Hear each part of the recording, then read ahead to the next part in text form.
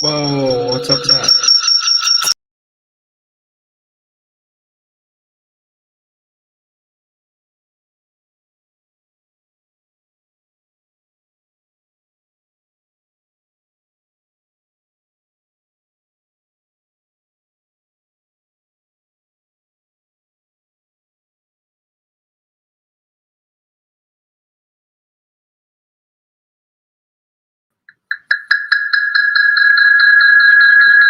Why?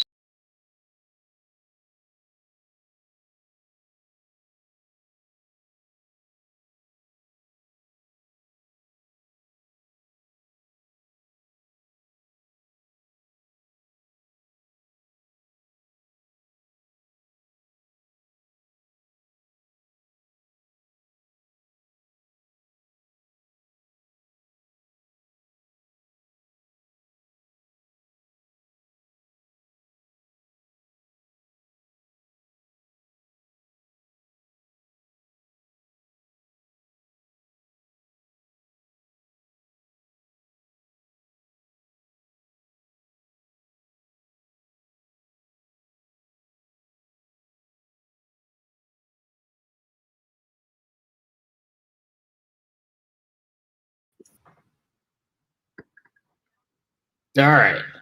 I think I got this. Maybe.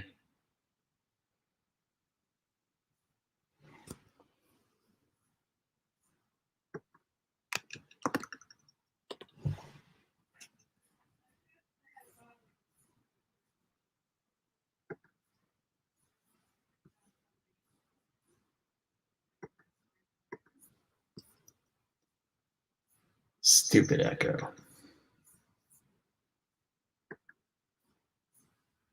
All right. Someone who's not me should join in here. Hey, echo cancellation's on. What's the problem? Oh, no.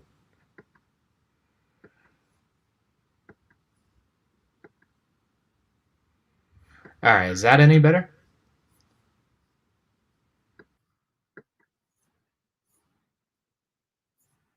Is that? Oh, come on. Hello, UK.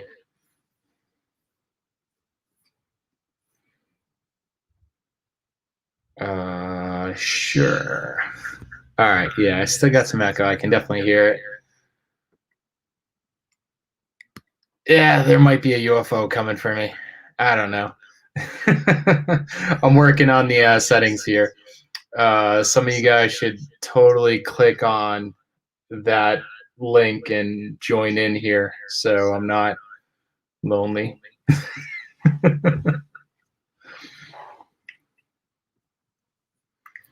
There's definitely settings to fix here.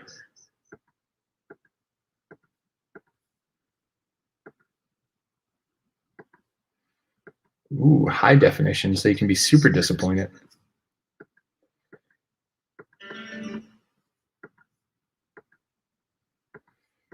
Let's try that. Hey, I think that's a little awkward. Whatever.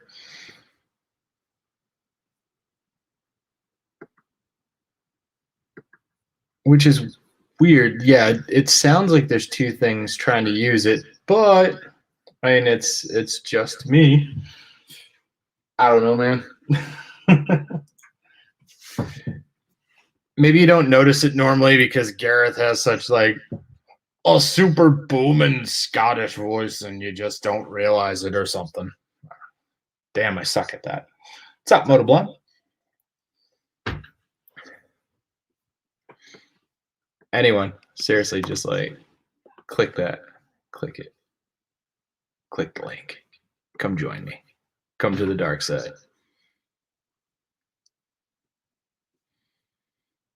Unless, of course, you have clicked it and I don't realize it yet. I suck at this.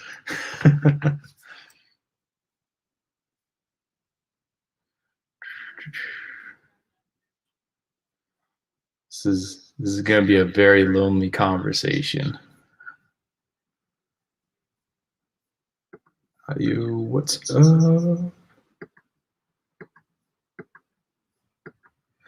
It's going to be like my normal videos where the audio is highly disappointing towards everyone listening. Yay.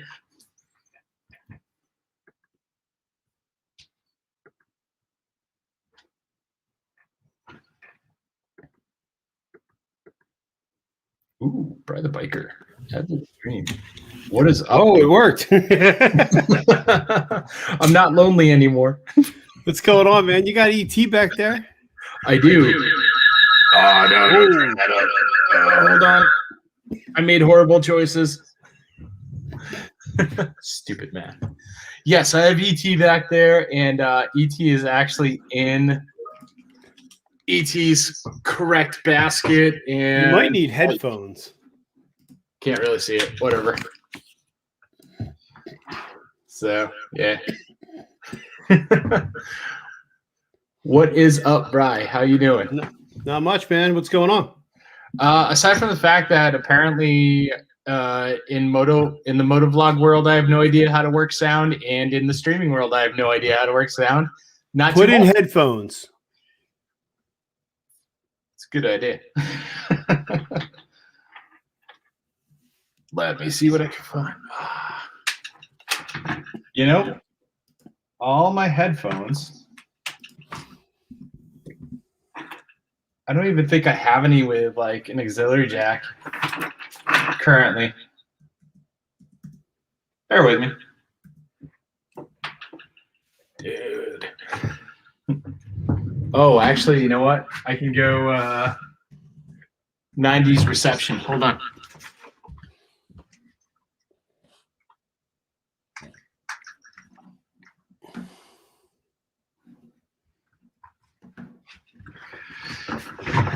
There we go. Be a receptionist.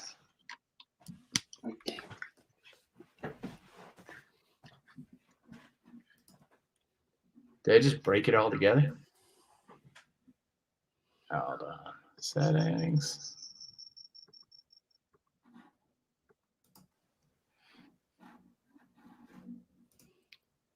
I can hear you. All right, there we go. You froze though. I did notice that. So one thing at a time, man. One thing at a time. Hold on.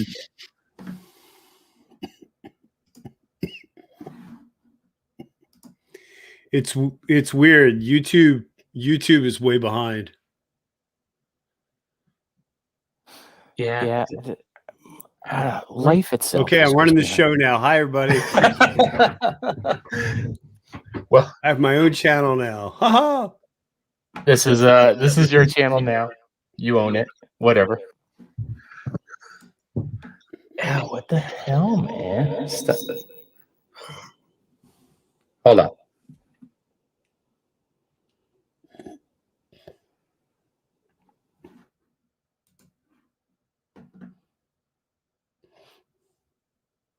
So how is everybody doing on this fine Friday?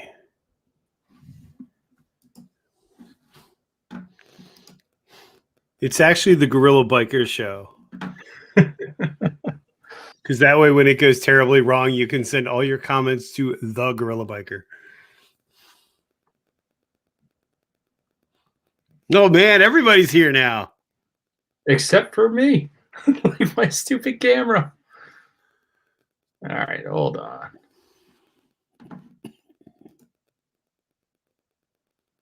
I will figure this out, I swear.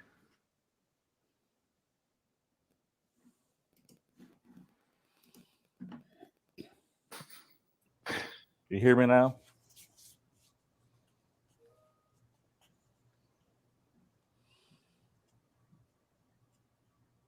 I'm getting motion sickness. Why? I can hear you now. I got somebody else with me. Hello. This is why, like, Moto Blonde noob. Yeah, this is why no one should like leave me in charge of like streaming and stuff. Where the hell's burning gas and hauling ass? So I can blame him on this. Yeah, but the good part is once you get it down, you'll have it figured out. This is true, but by the time I got this figured out, I'm never doing it again. I'm letting someone else do it. Dude, I've watched so many of your videos, and you make this look way too easy. So yeah. Isn't that the truth? He's just all smooth with his stuff. Yeah, he does like. I don't know. All right. It's definitely weird because the StreamYard's like so far ahead of it. Okay, Oh, you so want- hold on a second. I'm gonna try and leave the studio and come back in. That might kick you all out. If it does, come back. I'm putting a thumbs down if you kick me out, man. I can't. Hold on. Motoblonde could fix this.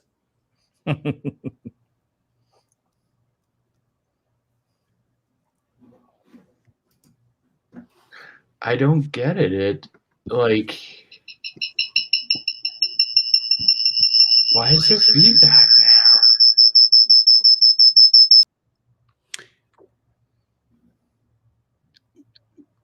If you're getting feedback, it's hearing itself. I'm wondering if you have to mute YouTube. Because when I went on StreamYard, it said that you need headphones. So I think you're getting audio. It's delayed. So mute the YouTube video audio and leave the StreamYard up.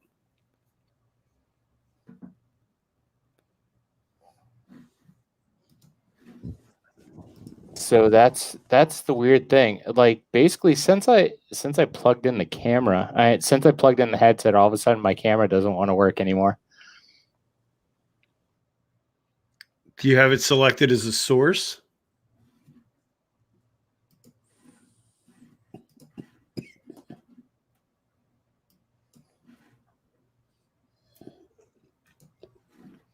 Because now that I muted YouTube, I'm not getting feedback unless you did something as well.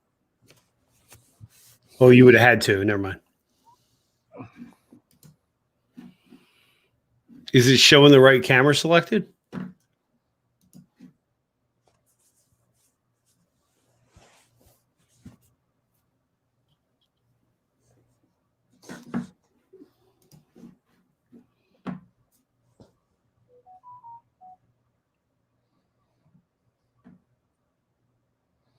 Well, I know I got my content for my next video I'm going to make.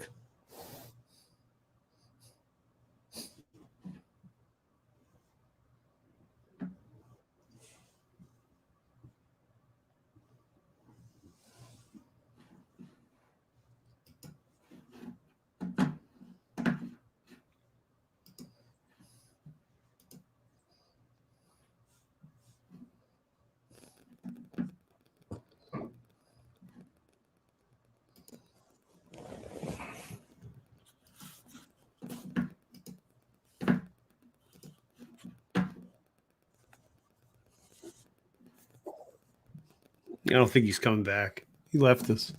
Yeah, I'm here. Sorry, I didn't realize I muted everything. So, You sound great now.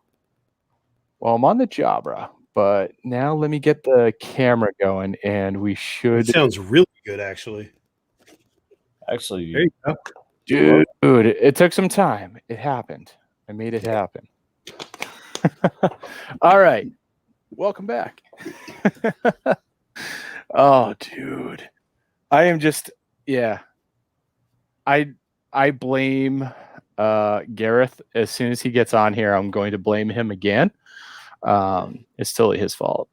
Because he was like, you need to do a live stream. It's like, that sounds like a horrible idea, dude. So yeah, welcome to my first horribly clunky live stream and probably my last. Yay. I'm gonna leave it to you guys who know how to do this. Yeah, what's up, Jaw17? I would like to see a couple of you guys over there in the chat kind of hop in. click that link down there.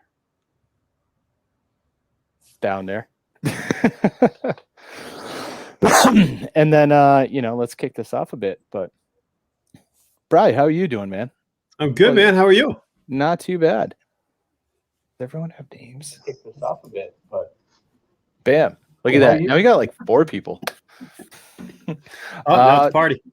Yeah. Hey. Walter, I know a few people named Walter, and by default, all of you are actually called Wally. So I'm Yeah, just that going to works. refer to you as Wally. Yeah, that's the Polish way to do it. I used to be in a band, and I legit told, like, when I first tried out, my guitarist Walter at the time, everyone called him Walter. It was just like that was his name. He took himself very seriously. And the first question I asked him before he even joined the band was like, "Can we call you Wally?" And to me, that was like the make or break for him. Like, if he said no, he wasn't going to be in the band. Well, as long as you didn't call him Walt, because for whatever reason, I can't stand people that call me Walt. Yeah, it But just sounds like that sounds like an old guy name. Yeah, next to Wally or Walter. My dad's name was Wally, and his dad's name was Wally as well, or Walter too. So, yeah, I'm a third in line of really good Polish names. Fair enough. Doesn't Jeff Dunham has a puppet named Walter? What's that?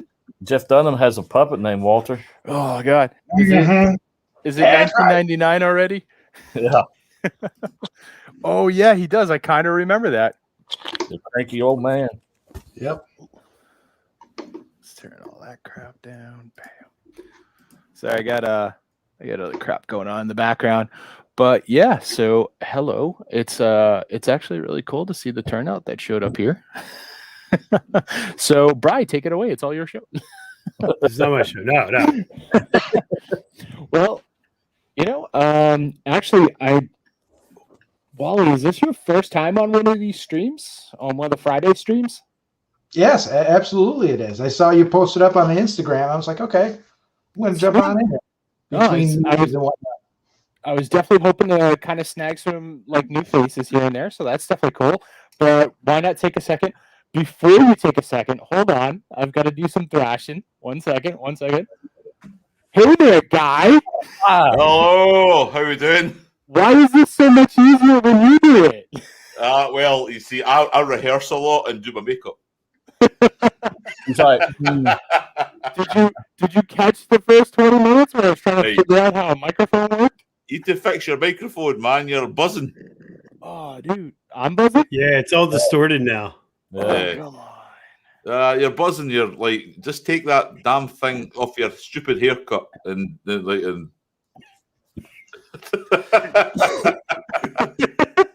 you're getting some interference on your headset. Is it buzzing now? No, not now. All right, maybe it's Right, just there a you crappy go. wire. So There I'll you try and go. stay still. Yeah, be, so good evening, guys. How are we? We okay? Don't be jelly on the mohawk. Good. Good to see you all.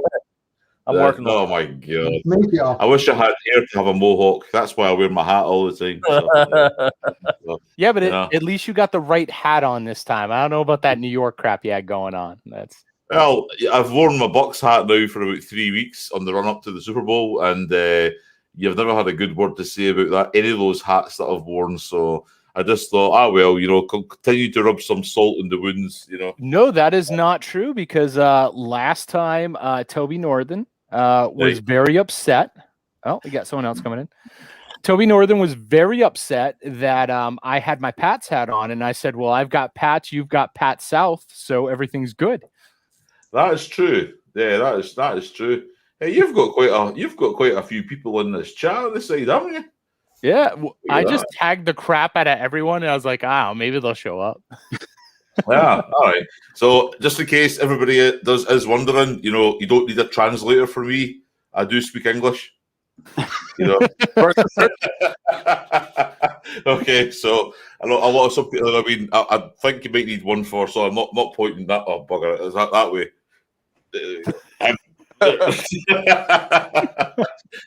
So. How we doing then, gents? All good? Howdy, what's going on, man? All good, man. All good. Just thought I'd show some support for your first one, mate. Yeah. Sucker. Fucker. Wibbly wobbly, Scotland in the house. There I'm we just go. loading everyone up on this sinking ship. So welcome to the party. You're doing all right, man. Take your time. You're fine. just got you all on the Titanic. We're going So for a I'm cruise. going to apologise. I know everybody here apart from this gentleman. Well, he was actually just about to introduce himself, and then All right, I saw okay. you there, so I wanted to give you a thrashing for Being late. telling me that it was a good idea to do a live stream. It's all right. So yeah, Wally, tell us a little about yourself. Tell us how you got into moto vlogging, and maybe just give us a quick rundown of your channel. Yeah, sure. All right. So, hi, I'm Wally Krapinski. I'm Junkyard Dadsky is kind of a name that was given to me with kids and whatnot. So I got into moto vlogging last year because why the hell not? Kind of had nothing better to do, and got into motorcycle riding early last year, more or less due to a friend passing away. Him and I were working on a bike together, and he was getting me into it. I was like, "Yeah, man, we're gonna ride together and all this." He bought a bike and stuff. 2 months later, complications with diabetes. Woke up one morning, and I found him passed out away. So. Yeah, so I kind of just dedicated my time into learning everything about motorcycle riding, and my motorcycle, which is a '79 Harley Davidson Sportster XLH. Yeah, it's actually turned out pretty damn good. I've just actually procured the last 2 pieces of the bike, the stock mufflers that went with it. So it's going to be pretty much fully stock original after all this. So on the channel, I'm recording. Well, getting more into recording some of my rides. One of the things I'm kind of focusing on too is not just the riding part, but just kind of just capturing things I do for my kids, because I'm a divorced dad, so I only see my kids half of the time, and they don't see what dad does on the other times. Dad's not sitting around, tossing them back and just sleeping his ass away. So just trying to keep them involved, keep them excited, and get them more interested into doing things outside of playing video games and whatnot. So it's a good way to keep the memories in one location. No, totally. Yeah, I totally get that. Sure, man. And I mean, if you guys are not following him yet, I did just throw his name down on the screen. I've checked out quite a few of his videos. They are cool, and he does some really nice detailed builds on that Sportster.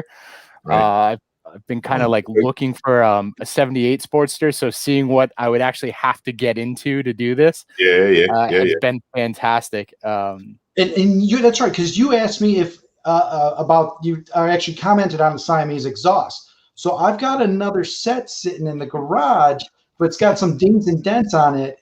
If you want it, we'll figure out a way to get it to you. We'll see how that goes. There's actually a 78 Sportster up in Maine right now. That's about $2,000, and right now it's just I don't have the cash for it. But I really want to get it, and my game plan is I want a Sportster, I want a 78 specifically, and I want to basically my whole idea is to make it horrible. It's going to be called the Garbage Pail Bike, and but that's back when Harley actually built a bike. Oh, well, see, and the thing is, I'm not saying horrible as in bad, horrible as in it's a run back to my childhood. The reason why I'm calling it the Garbage Pail Bike is because I'm going to do the frame green, powder coated green. I want to powder coat the rims red, and then hydro dip all the tins with Garbage Pail Kid cards. You know what? I've got a friend on Instagram that runs the 80s Then, 80s Now channel. He's got a huge 80s memorabilia collection. He would have a lot of these stickers. Yeah.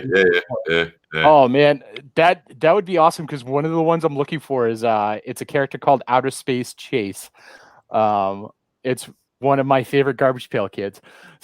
All right, I'll reach out to him and see if I can set you two up. And So you guys- just to confirm, that year of Sportster's the old Ironhead, isn't it? That's the Ollie would be able to answer that. Yes, Yeah.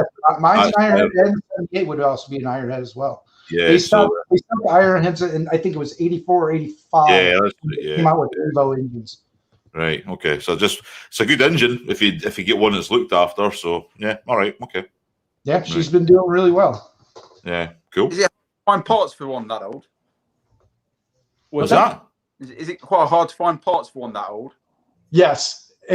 Mine was because Yeah. mine was the 79. They call it the bastard year, but Right. it was really like the in between because of the way the sprocket cover puts the Right. rear master cylinder up high. So Right. it was hard to find exhaust for it or even do forward controls for it and whatnot. But for the most part, there's still some places out there like Sporty Parts out in California has some good deals on parts, and so does Old Iron Parts Co. up in Racine, Wisconsin. They're on Instagram as well, and I've gotten a few parts from them. See, that's really bizarre because where I am, you can get parts for the Ironhead over next day. It's quite strange that there's a couple of scrap yards or junk yards or whatever you want around here that actually have all these parts for the Ironhead up here in Scotland, and it's quite bizarre that you think the land of the Harley Davidson being the US, you'd find these parts easier, whereas no, I don't have a problem. There's a crew of guys on Instagram that are all in Japan, and they all have 79s. Yeah, I've seen that, guys. Yeah. Their bikes are fantastic. Hey, the little handlebars are like this close together. There's also if you look, there's a YouTube channel called Lane Split Boulevard, and it's a bunch of dudes out in California. If you get a chance, check them out because that's all they're doing is they're taking like old sporties and they're just like they're custom fabricating their parts. They're chopping them up. They're they're taking them out on rides. They're putting them back together with duct tape when they break down on the highway. They are a really fun group of guys to watch. Doyle wants to know how old your kids are. My kids? Yep. My kids are my youngest is 7. I've got one that's 12 and one that's 14. All boys. Nice. And if you get bored, you can also pick Moto Blonde's brain. Her and her husband are also rebuilding a Sportster, but I believe they're actually giving away, or they're doing a charity giveaway with it, if I recall correctly. So I don't know. Maybe I'll win that one and turn it into my garbage pail bike, one or the other. No, don't do that. It's going to be a nice bike. Oh, there you go. Yeah. You're saying my garbage pail bike isn't going to be a nice bike? No, I'm going to say yes right now and say don't waste your time. Dude, like I've never seen another bike that's just covered in garbage pail kid cards. That's just the way to go. There's a reason for that, okay? Yeah, there's a reason for that. There's definitely a reason why nobody's ever thought of that idea before. Just you keep that one in the back of your head, lock the key, and okay. Yes. So. See, I'm more a fan of just doing like really dumb shit all the time. Why not?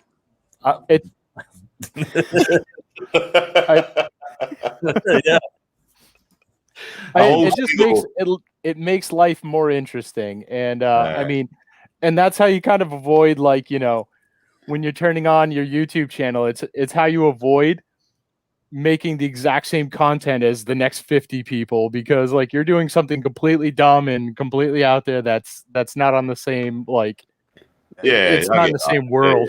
Yeah. But I found out the other side of that. I made my stupid little video just goofing off. It actually pissed people off. So they unsubscribed to the channel. I look at it as like I see a lot of good channels out there, and they're doing like a lot of good reviews, or they're doing a lot of good jobs, like fixing, repairing, upgrade. Like I said, with like Wally's channel, like specifically right now, when you like took apart the transmission and like put it all back together and cleaned up inside the casing and all that. I looked at that. I'm like, dude, I wouldn't do that. My video would be like, watch me do this transmission upgrade. Oh, it's done. Amazing. Like, that would be my video. So no, you'd be like, hang on, I forgot some bolts. The problem too is it takes 5 times as long to do it. Yeah, that's the worst part. Yeah. Usually filming it kills it. But my thing, it's like a bunch of you guys do great videos on that stuff, and I'm goofy, and I like to goof off. So that's why much of my stuff is just going to be what you see, just goofy stuff, having fun.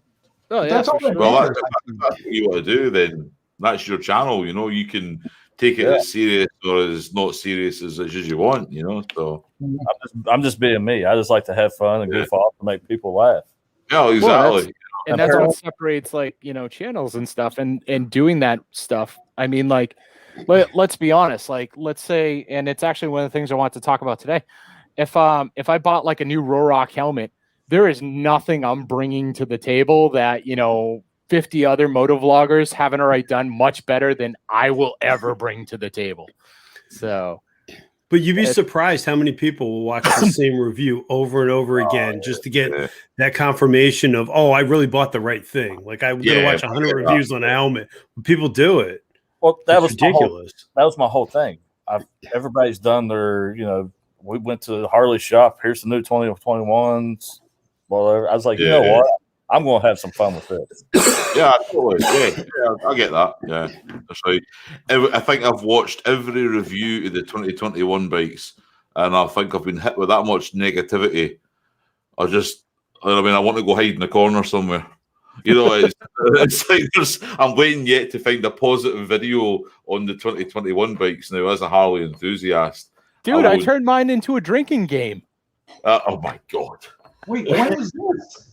It was I forgot what video it was. It was on the tail end of another video because I knew that it was another thing where like the 2021s were just done to death. So I was like, there's nothing I'm going to bring to the table on this. It's at the end of the 5 bikes in Harley 2021. Right. So I'm going to jump in. Last week on my live stream, you literally spent 45 minutes tearing Harley Davidson into pieces. Well, no, I was making fun of that Venom spider snake green that they've got, the chroma color, where they're like, oh, let's paint a bike the way they did in 2000. Love it. So I shouldn't admit that I liked it? Is that what you're saying? I mean, that's like growing up in Chicago, that was like the Polish style IROC Z car color you would get. You see every Polish guy coming down the street riding that thing. Yeah, that's right. Yeah. I was just up at Seacoast Harley Davidson picking up some parts for my bike, and they had some of the 2021s. A couple of my friends work up there, and I was literally opening all the saddlebags, and they're like, what are you looking for? I'm like, I could have sworn that the new ones come with a tap out t-shirt, a can of Axe body spray, and a couple Nickelback CDs. Oh dear, this is Harley Davidson, right? That's an optional extra. Now see, make that video and you can get a gazillion views. I would only get it. I don't know if I get a gazillion. You know? I'd get 100 from like the Indian riders, and then I'd have like the 100 people that are subscribed to me unsubscribe because I'm beating up Harley again. There is nobody better to bait than the Harley riders, especially if you have one, because they fall for it. They're so emotional for no reason. They get very upset. Yeah, I figured that already. I'm not emotional. Did you see? I did the video on how to fill up your Harley, and people are flipping out, telling me they hope I burst into flames because you're offended. Like, come on, man, get over it. Who's offended? I always like the arguments of Harley owners when you tell them that like Indian is doing stuff better than Harley, and they're just like, yeah, but it's not a Harley. Like, all right, man, you win. What have I started? That's like great. Go back to talking about your garbage pail bike. Well, actually, so you know what? You might be onto something. They might one love of my that. questions that I think was probably one of the big things of this week. Did everyone see the Indian Chief come out? And what'd you think of it? It's a rip I liked it. I think the gauge is cool with the GPS. That's helpful.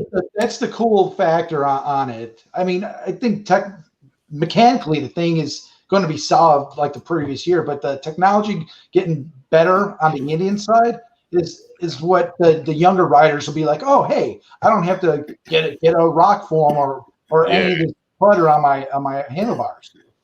So my opinion is my wife rides a Softail Slim, and when I first seen the picture of that Chief, the first thing I said is, "Oh look, they've came out with a clone of the Softail." It's exactly what it looks like to me. See, when I looked at it, you know what I mean? I know you said about the monoshock suspension. I get that, right? That's what makes it the Softail. But you look at the frame of that bike, that is a Softail Slim right in front of it. It's just that's the market that Indian are aiming for. See, I feel like they're trying to fill that void that Harley left when they discontinued the Dyna line because they have the shocks on the outside. They're not using the monoshock. But at the same time, still taking a shot at the Softail because like the engine is bigger than the Lowrider S. So, but I really think they were trying to get all those Dyna bros that are very upset that like the Dyna line is dead. Well, did you see the video? Have you seen the promo video for it? Oh yeah, I mean, it just screams millennial. Which starts out with the dude with the vinyl record, and they got their jeans rolled up, and I'm like, at least they're not joking around who they're selling it to, and that's But so I mean, they'll sell them too. I'm gonna throw something in the work here. Do you think Harley Davidson are playing a very, very clever game that what'll happen is they've now discontinued the Dyna? Do you think they'll bring it back for the biggest comeback ever? Well, I think let's be honest. There's nothing Harley does that's clever. Right, enough. Fair enough. Right, I've got my gavel here. Right, gavel. Okay. Going right. That's enough. When have you ever seen Harley put out something and you're like, oh, they really pulled one over our eyes on that one? Well, what's this? That's what the revival is going to be, right? That's what they're hyping. I'm telling you, that revival. Mark my words. They're actually going to kind of rip off Indian. They're going to put out a bagger, and it's just going to have tassels on everything. There's going to be tassels on the handlebars, tassels on the headlights. About that. What if instead of being revival is retro? Is revival is that's going to kick them out as being like something that's really innovative because they don't have a COM port in it. So if it's a touring bike, you know what I mean? Maybe they're going to go full blown Goldwing and tech it out. Because to me, if you're going to go revival, don't go old school. Nobody wants that shit. I feel like it's going to be revive the company with something crazy.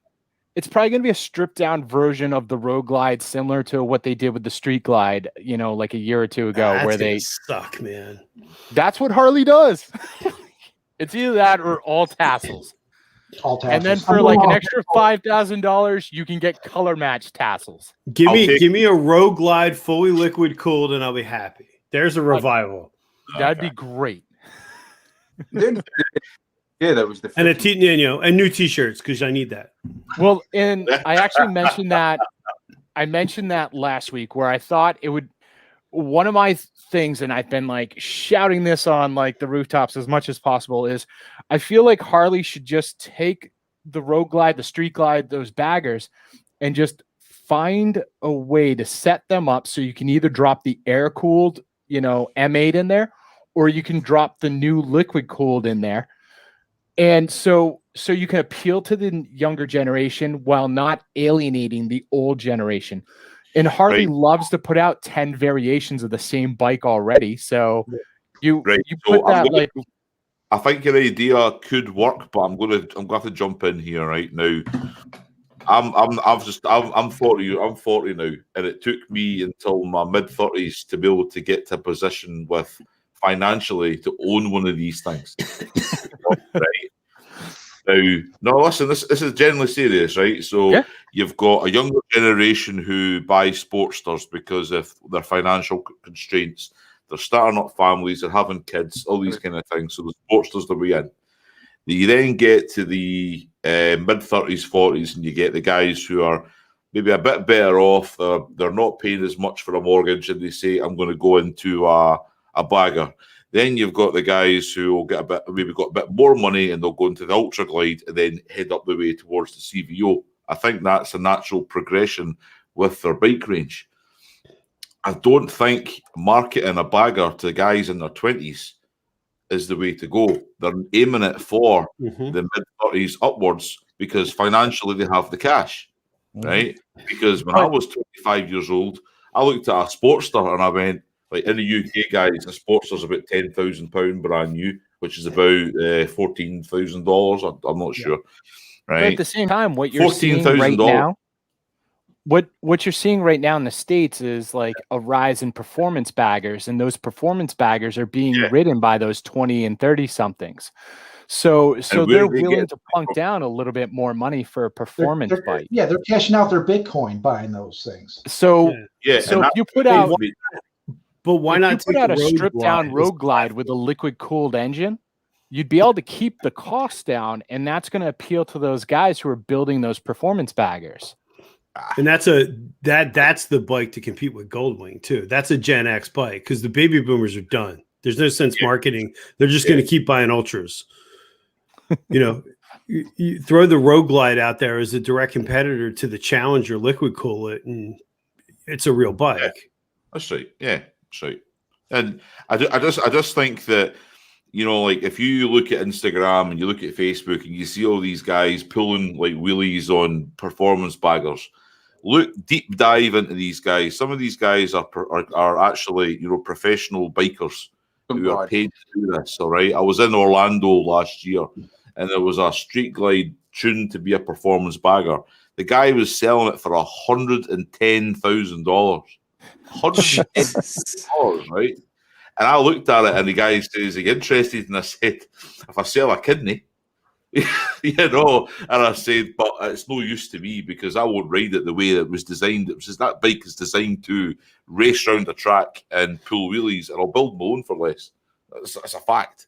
And whereas these guys are being sponsored, the millennials, the Bitcoins, the Litecoins, the stocks and shares guys, they're all paying that now. But these are the only ones that I know that can afford these things. The average 20-something-year-old who's just come out of university at college does not have $35,000, $40,000 to throw at a motorcycle.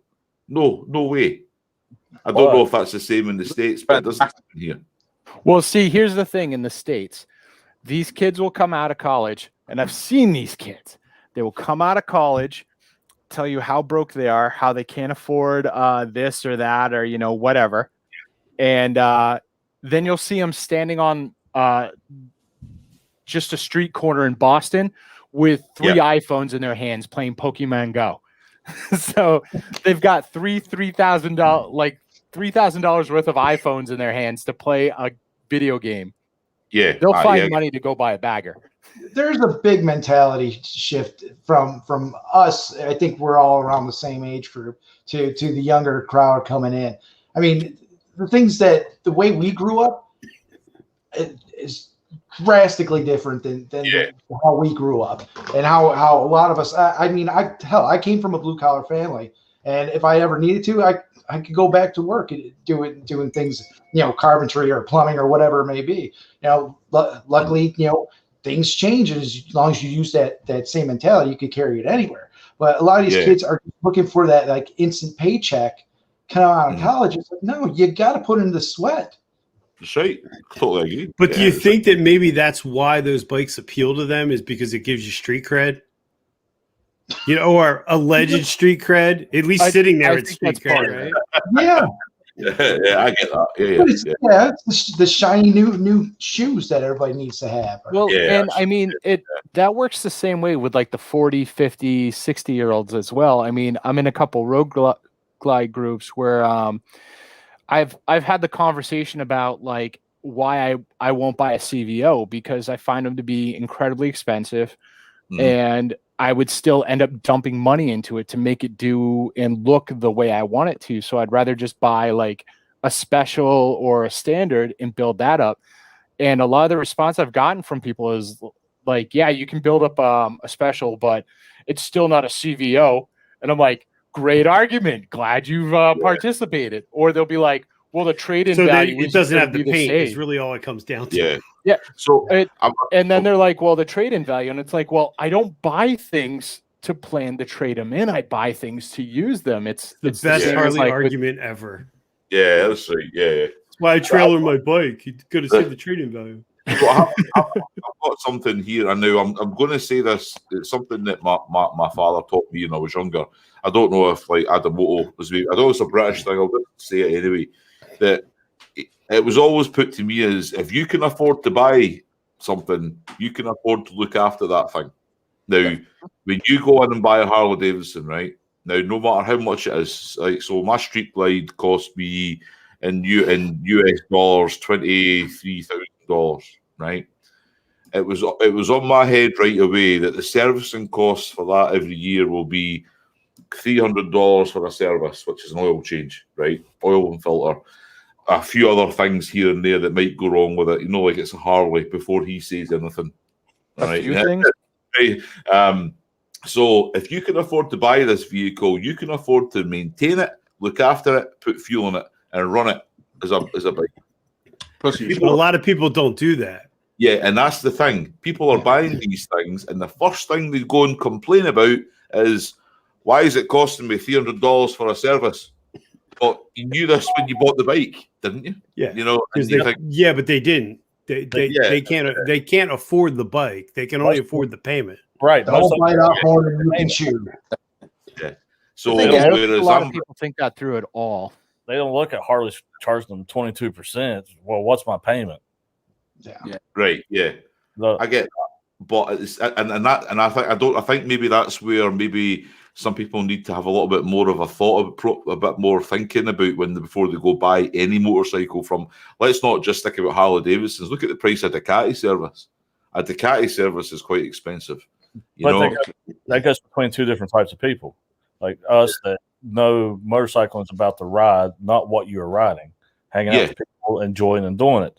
And then you have that generation. It's all about, oh, look at me, look what I got. It's all for the gram. It's all for instance. Yeah. Or how many people buy the bike and don't buy gear because they can't afford it? They'll buy a $100 helmet, but a $30,000 bike. Yeah. About I get that. Good point. I think it's something that it frustrates me because I see a lot of young guys going into, well, before we're obviously in lockdown here in the UK. But I usually go to the dealership every weekend and I will do maybe a little bit of a vlog or something. And you see these young guys come in and they'll be buying their Harley, but then the first thing they'll ask is, well, how much is it for a service? Well, your first service is usually the most expensive one, as we all know. And they'll go, well, I'll get my friend to do that, for half the price. And you think to yourself, why are you buying this bike then if you're complaining about the price of the service? It's and your friend who has no idea what he's doing but has a wrench. Exactly. I mean, it's like because Video on YouTube. yeah, I know, and that's the thing. It gets me because like let's talk about Ducatis and Yamahas and those other bikes. When they go in for the first service, second service, example, their list is to like check this, check that. Like check tensions, check torques on nuts and bolts and all these kind of things. You take it to your friend down the corner to do a service and an oil and a filter. That's all he's going to do. He's not going to check everything else on the bike. And then that's when you get the bike 5 years later, second-hand, pre-owned. Has it had a full service history? Yep. Oil changes all the time, and it's never been properly maintained by anybody who actually knows what they're talking about. It was driven by my mom to church every Sunday, and that was it. I mean, I think with anybody, I guess my tip or personal thing for me, if I'm going to buy a bike, and I'm thinking about buying another one this year, right? I'm getting a service manual because I'm going to learn the ins and outs of everything. I don't want anybody else touching it because, hey, the only one you can trust is yourself in the end. So if you screw up, it's your fault. Yeah, I think part of it as well is like, when you're walking into these dealerships, I mean, and I can't just blame Harley on this, but you walk into these dealerships and their whole goal is to sell you on the product and sell you on the biggest product. When my wife was first learning to ride, we talked about a bunch of different bikes. She decided that she wanted to get a new bike. I said, all right, well, we're going to stick you on a Sportster and see how you do then, because I don't want you going bigger when A, you don't know if you're going to ride for a long time. B, you don't know if you're going to like this, stuff like that. I was trying to keep her payments under control and all that stuff.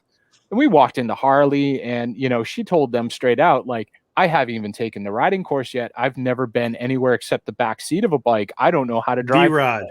I don't know how to drive a standard. And they're like, oh, you could drive anything. Come check out this Road Glide. And they did that to one of my friends as well. I went in there with my friend and his girlfriend. His girlfriend's like 4'8". And she was like, yeah, I'm just looking at a smaller bike right now. I haven't learned how to ride yet. I'm taking the course in like 2 weeks. And I watched this sales guy.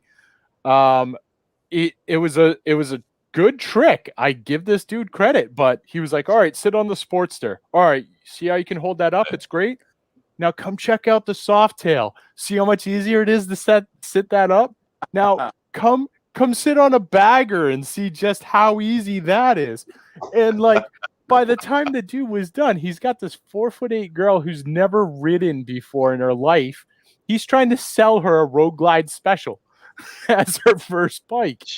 And it's as long as they can get you approved, that's all they care about. Yeah, that's what I was gonna say. There's a lot of peer pressure, and there's a lack of information that they're giving you.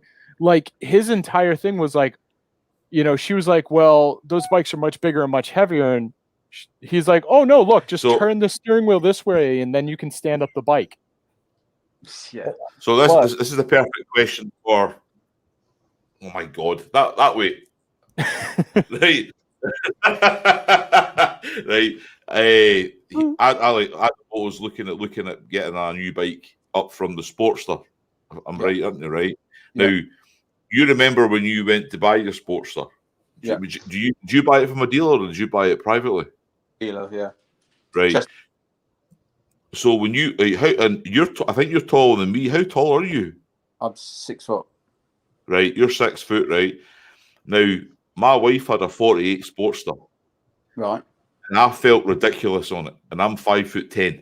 Right. Now, I'm not having a go, okay? Right. I felt ridiculous because I thought I was too tall for it. Now, how do you feel on your 48? Now, you're looking at a new bike. Is that the reason for a new bike? It is exactly the reason. Right. I feel like I'm sat on top of my bike rather than, if I sit on a breakout, it's like it's molded to my shape. But if I sit on my Sportster, sorry, I feel like I'm too big for it. But at the time, what else was I going to get for my first bike? The 883 with the mid controls, the 6 foot tall was no good for me.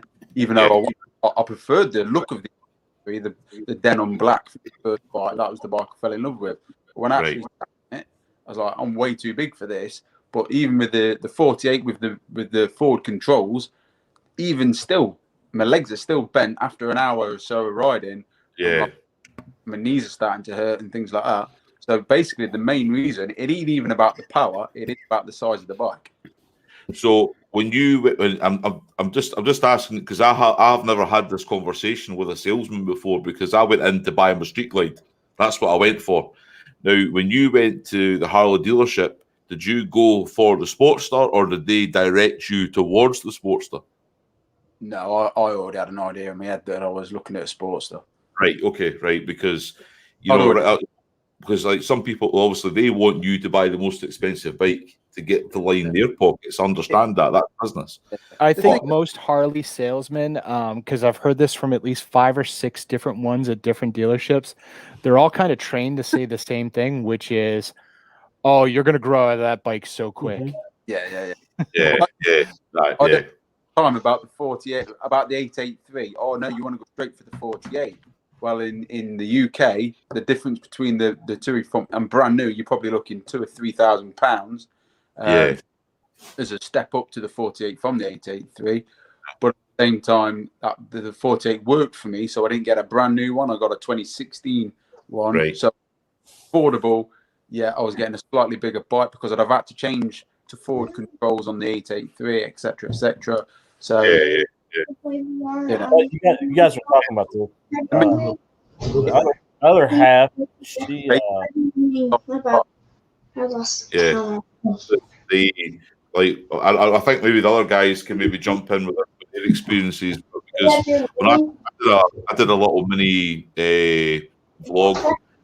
One of my cousins took him to the Harley dealership, and they went through all the bikes with him. They went from the Sportster Custom to the Softail to the like right the way through right to the Street Glide. And right away, the first thing he did the right thing. He turned around and said, "This is my price range. This is it. This is where I'm at. If I can't afford a bike from here down, then I'm done." And I think that's what you've got to do. You've got to walk in and say, "I have got $10,000 or £10,000 or whatever," and say, "This is it. What have you got?" Because if you can't get me a bike for this, then I need to leave and go to the Indian dealership or Kawasaki or something. Now, you said you've never bought a new Harley, right? Me, no. My wife has, but I haven't. All right, yeah. Go into a Harley dealership, any Harley dealership on earth, and even like you can walk in there and say, "Hey, I've got 10 grand, and that's it." And that salesman is going to be like, "I know you said 10 grand, but I heard 40." Yeah. But they can finance you for 10 years, so it'll be fine. It all works out. I know you said 10 grand, and really that's all you need as a down payment for this CVO.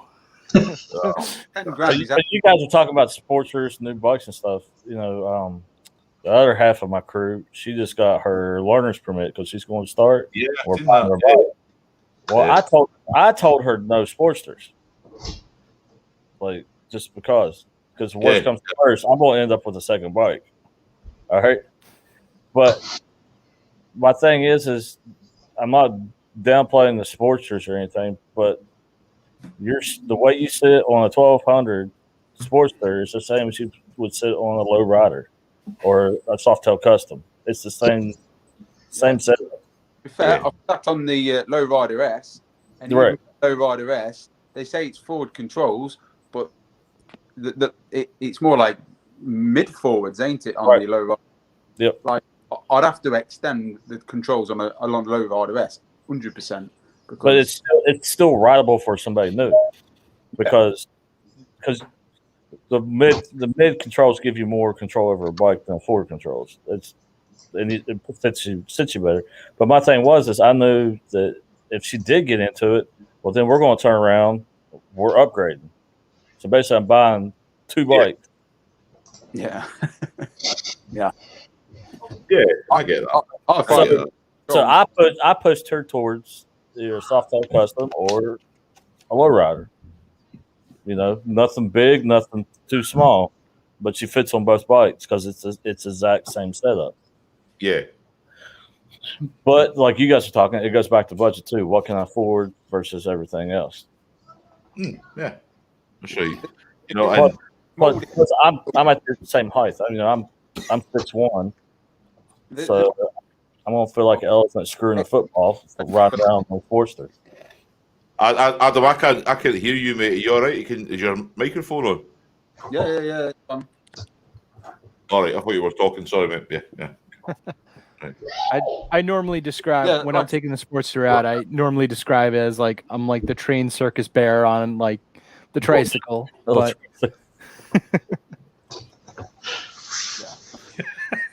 it's still, to me, it's still fun. Like, Sportsters were like my first exposure to bikes. So like, I still have very much like, a warm affinity to them. And like, we have like an 883 in the garage, and I really dig it. So I've been kind of like upgrading that and putting all the parts and all that on it for the wife. So it's been getting better and better as we go.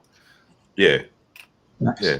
In the UK, the Sportsters have got massive thing called the Sportster Sickness, which is a big ride, just a riders group, and there must be about 6,000 plus riders in that. Oh group. yeah. I did a racetrack and did like a parade laps around there the other year. They had something like 1,000 bikes just going around the track, all Sportsters, only Sportsters. So the Sportster following in the UK is absolutely massive, probably bigger than in America, to be fair. I would honestly think it'd be easier to ride a Sportster out like in the UK. From what I understand, you guys have like the narrower roads and all that stuff. Yeah. Now, riding a bike in the UK is like driving on the surface of the moon. Yeah. Right? There is one flat road in this entire country because of the different in the approach to the maintenance of our roads. You go to the United States and you can see for miles on a flat surface. It's amazing. But there's no bends. Oh, just come up to Boston. Yeah. We just come to West Virginia. our roads don't even Illinois. make sense. Don't come to Illinois. I go to Illinois, ride the cornfields. Yeah. I'm going to bounce out, let somebody else jump in. But great speaking to you all. Yeah, thanks for coming in, man. See you, sir. Yeah. Great first live, mate, as well. Yeah. Have a good one, man. Take it easy, man. Have Yeah, you? we've got all the turns and all the narrow roads and all the crazy crap up here in New England. Come on up. I seen your video the other day. There, we went up to the horse ranch, so to speak, if that's what you want to call it. And I looked at the surface of the road and I went, it's like being in Scotland. That's fine. But yeah, as I say, it's like we talk about these bikes all day long. You know what I mean? It's end of the day, the dealers can't make you take the pen and sign the dotted line. You buy what you buy. If you're happy enough to commit to the payments and commit to the owning of the bike, then that's up to you. It's on your head. So that's all I can say. That's my last thoughts on it. Your responsibility, however you take care of it after there, is up to you, and treat the bike as well as you want to be treated, I guess. So So to Motoblon's point, the way I usually describe Boston roads is similar to the whole spaghetti thing, except what it is I think at some point in time in history, they brought Helen Keller in, handed her a crayon and a piece of paper, and they were like, draw us a city. She just went, ah! And then they just came in with cement. This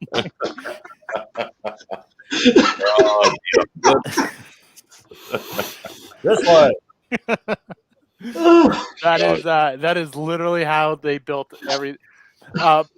That's how they did the Boston roads. fair enough. They basically paved the horse road. That's what it is back in the really all Boston did is before it was cities and towns and all that, it was just all these random little huts and buildings and cow paths and horse paths, and as time went on they just started laying down cobblestone and brick over that, and then they were like, well, fuck it, it's already here, and threw cement on it and called it a day. When they do construction on our roads, you will see it is cement, concrete, bricks, cobblestone, then the dirt. Oh, okay. They just keep going stacking on and calling it a day. Yeah. I've worked at one of the best places I've ever seen roads being built, believe it or not, is actually in the Middle East. When I was working over there for a short period of time, believe it or not, they actually put small segments of rubber in the tarmac, right? And what's happening is, as the temperatures, extreme temperatures, expand and contract, the road grows. Now, honestly, it sounds crazy, but it's actually, I witnessed it. That makes sense. And then when my wife and I were there, when I was there working, it was a few years ago now, 6 years ago, we were walking around to the supermarket behind where we were living, and I was watching them build this house like this. It was with an apartment block, right? And I was watching the guys doing it, and you're thinking to yourself, it's 47 degrees Celsius, and these guys are working. And I'm thinking to myself, they're pouring concrete. How are they managing this without it setting too hard and cracking? And I was watching, and then all of a sudden, this big ice truck pulled up beside, and they were pouring ice into the concrete mix. Right? Honestly, to try and, to try and control the rate that it was drying at. before, so it wouldn't shrink and crack. And it was honestly, it's amazing. So when they're doing these construction, like a place like Boston and like obviously here in Scotland, it's the same idea. They build these roads, but they don't deal with the extreme temperatures from going from. We had minus 22 2 days ago. Like tonight is -7 in Celsius, and then like in the summertime, it might get up to 30 degrees. They're not building the roads to deal with the extreme in the temperatures at all. Well, see, what we do is we spend the entire they salt the spring hell and- out of our roads too. Yeah, well, Which kills them. Yeah, same. We in the spring and in the summer, they tear up all of our roads. They just grind them up, so you can't get anywhere quickly because it's always down to one lane. Oh, And then right at the end of fall and just before the snow starts, they pave everything. So you get like 2 weeks where you're like, these roads are awesome. And then after that 2 weeks, it snows and our plow drivers come in and go, let's see how many fucking roads we can destroy with our plows. So by the time spring rolls around, there's giant fucking holes again. Yeah.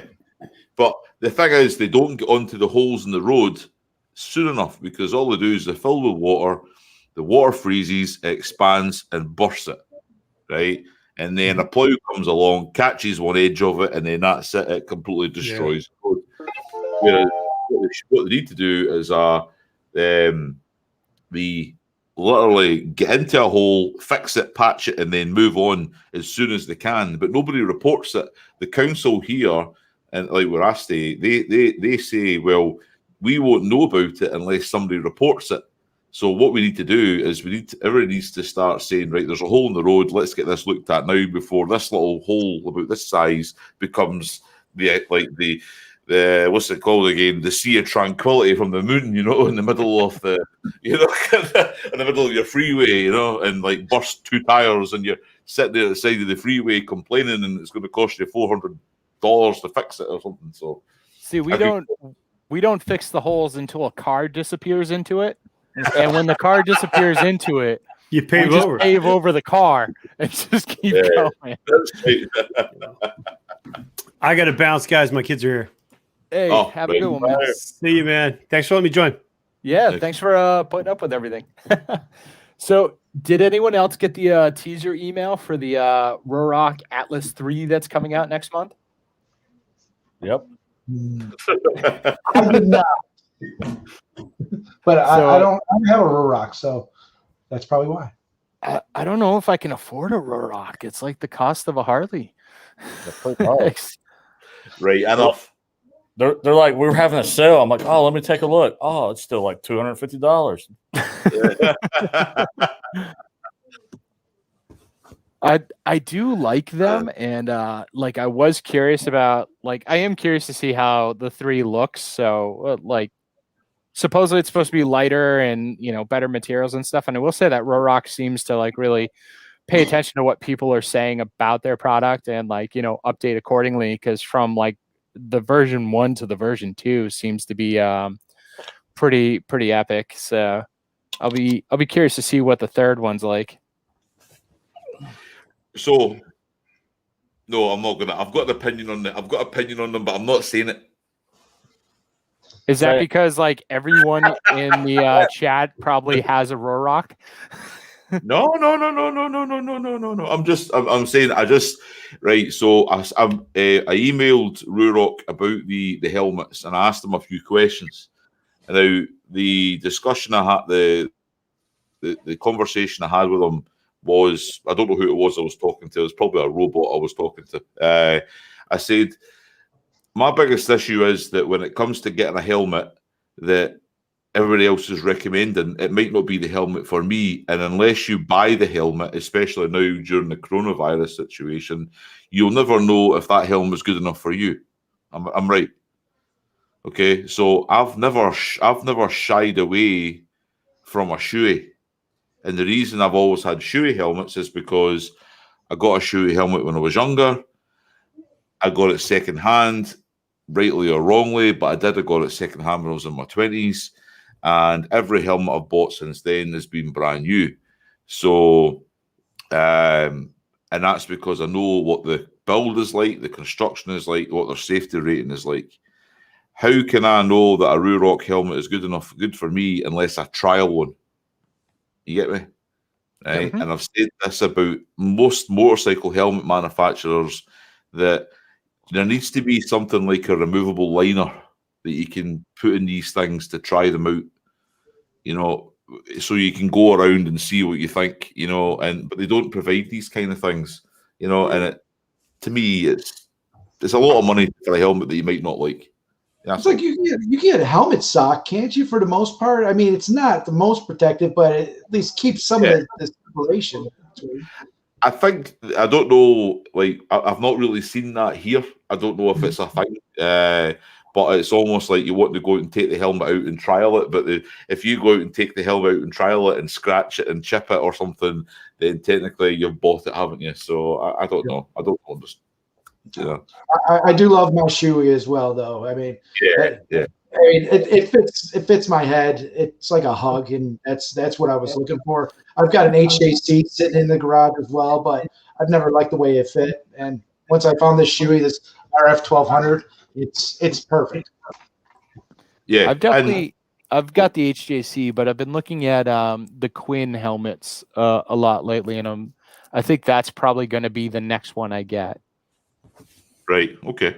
Right. I like the fact that they have like a lot of technology in the helmet, and supposedly it's still a very light helmet. One of the things that's supposed to have is like crash detection and all that stuff. So for me, that's really appealing, because like later in August, I plan to do like a big dumb road trip down the East Coast, and will most likely be riding solo. So when I do end up hitting a wall or something, this helmet is connected to my phone and all that stuff, and it's supposed to send out a message to my emergency contacts, and it can signal that 911 if you need it, and it'll even give your GPS coordinates so somebody can come find you, which I think is fantastic. And it's actually, I kind of wish Bri was still here, because he interviewed Britt Bratt maybe about 2 weeks ago, and she was talking about her accident and how she was kind of like in a blind spot when she had it, and she had to crawl up a hill so people could see her and find her. And I was just thinking, well, if you had this helmet on, first off, somebody would have gotten a notification, right, and they would have gotten like a GPS as to where you are. So like, if you didn't have that crawl option. But the Carta Pack Top headsets has that built into their stuff too. Nice. So if you add it to your helmet, it has all that where you can set all that up. Which version of it? What's the latest version that just came out? Crap. Hang on. Let me look. Because that's what we're ordering. I've got a Scholar Rider sitting right on my desk that I haven't tested out yet. See, then you have the problem though if you can't talk to anyone else because nobody else has a Cardo. Everyone's running Cena. Because the Cardos and the Cenas can talk to each other now. I thought. Yeah, I've heard they could, but I've heard it is possible, but you've got to jump through a few hoops to get them there. Right. Okay. I still got hand signals. It works just fine. I'm going to ask a question here. As I have never actually used a Senna or any kind of comm system on a motorcycle in the 20 years of riding bikes. I've always thought to myself potentially it being a distraction. But I just wondered, what is your thoughts on these things? Are they good just for generally just keep in touch, or are they now just seen as a gimmick because of the whole motovlogging situation? What's your thoughts on that? Is it? I honestly go ahead. Okay. Yeah, I never used one until my wife started to learn how to ride, and then I got her a helmet, and I got myself a helmet that was like Senna compatible. Like you could like screw in the battery packs and stuff, so it's less stuff hanging off the helmet. Right. And I did that so when we went riding, I could sit there and have like conversations with her and help her out. Like, hey, right here, you're going to want to take a left. Okay, give it a little more gas. Hey, you forgot your directional, stuff like that, just to kind of, so we could have that communication. Honestly, when I ride with other people, I don't know anyone that has a Cardo or a Senna, so I can't use it any other time except for that. Because I know that over the years, when my wife and I are ride our bikes together, when she takes her bike out and we go, we'll usually set a route verbally between us. We'll say, right, we're going to go this way. I'm going to stop here, here, and here. If you see me overtaking you, to point at the fuel tank, I need fuel, or I'll do some kind of hand gesture to say follow me, because I've always seen it as a bit of distraction. Because even on my street glide, I sometimes feel the radio can be a distraction as well. If it's up too loud or whatever. So I just wondered, for you guys who use these things, do you find a distraction on the road with this thing in your ear? Your wife saying, "What are we having for dinner tonight?" Or or just babysit the kids this weekend so I can have a bottle of wine. I don't know, but I just wonder if it's as much a distraction as, because I've seen young guys now. I don't know if it's a new thing. The younger guys here in the UK are who are riding the Sportsters, like the Bobbers and all these kind of things. They're now putting the AirPods, the Apple AirPods. Yep. They put these AirPods in their ear. They then put their helmet over, so they're obviously Bluetooth into their music, and they're riding their bobber or their chopper about. And I'm thinking to myself, well, part of the things that makes me I'm going to say an aware biker is to hear noises. I can hear a car behind me. I can hear like an ambulance coming from a certain direction. Whereas if you've got these things jammed in your ear, like AirPods or a Senna or something, is that going to take your attention away from your main priority, which is concentrating on the road? I still enjoy having some open air around me. That's why I won't run my my music through headphones. I'd rather do the speakers. Mm-hmm. But I can definitely see your point at that. Yeah, it's not. I'm not criticizing anybody who has one. I'm just asking if it's something that can. If you guys who have had it, have you ever had any experiences of it causing a unnecessary distraction? That's all. So the only reason why I use it is mainly for directions, because right. I'm terrible with directions ever since GPS came along, and right. You get into the zone of riding, and okay, I know I missed a turn or two, so. Wait, your 79 Sportster doesn't have a GPS on it? You know what it did once? It was called a map, and I tried to open it once. It has the first place of Mount Rushmore project on it. So yeah. As I say, it's just something that I'm noticing a lot more. To bring out some of the other channels, that are using them. You've got it's Ed. Hey, how's it going, guys? Finally came in. We're in the house. I like it. So, for example, let's just if you watch Blockhead's a perfect example. His vlogs are I love his motor vlogs. I think they're great. But you hear him, and he's obviously talking away with all these group of people that he's out with, and I think to myself, if I had 5 or 6 people connected via this mesh system on the Senna, at what point are you concentrating on riding the bike? You're too busy having a 6-way conversation with somebody, and you're riding a motorcycle at the same time. So, but see, what I've seen as well is I don't know if any of you guys watch Teapot One. No. Well, Teapot One was an ex-traffic cop who's actually Scottish as well. He rode round the world in a Suzuki GSX Arathau. Right. And basically, he uses his Senna for basically road safety. If he's leading a group and he overtakes a car going round a corner, he's talking back to the guys saying, "Okay, it's clear, keep coming. So right. It then becomes safety-wise, it becomes that's what I'm saying. What isn't it more of a distraction to take your hands off and try to signal somebody? Yeah. Or if you have a passenger trying to get your attention and try to talk to you. Yeah. Everybody's different. I don't even know how to answer that one. I think that comes down to know your limits and know what you're capable of as well. Yeah. I totally get that, and I think so. the thing is, let's say a non-motive vlogger has one of these things, like the Senna and everything the rear. I think they would just be generally talking, wouldn't they? You know, like to their wife or their best friend. Where are we going for a pint tonight? Where are we going for meal? Who's babysitting the kids so I can drink wine? You know, they kind of conversations. Do you think the kids will wriggle out of that duct tape we left them in? Listen, each to their own. If that's what you choose to do at the weekend, then I'm going to leave you with that one.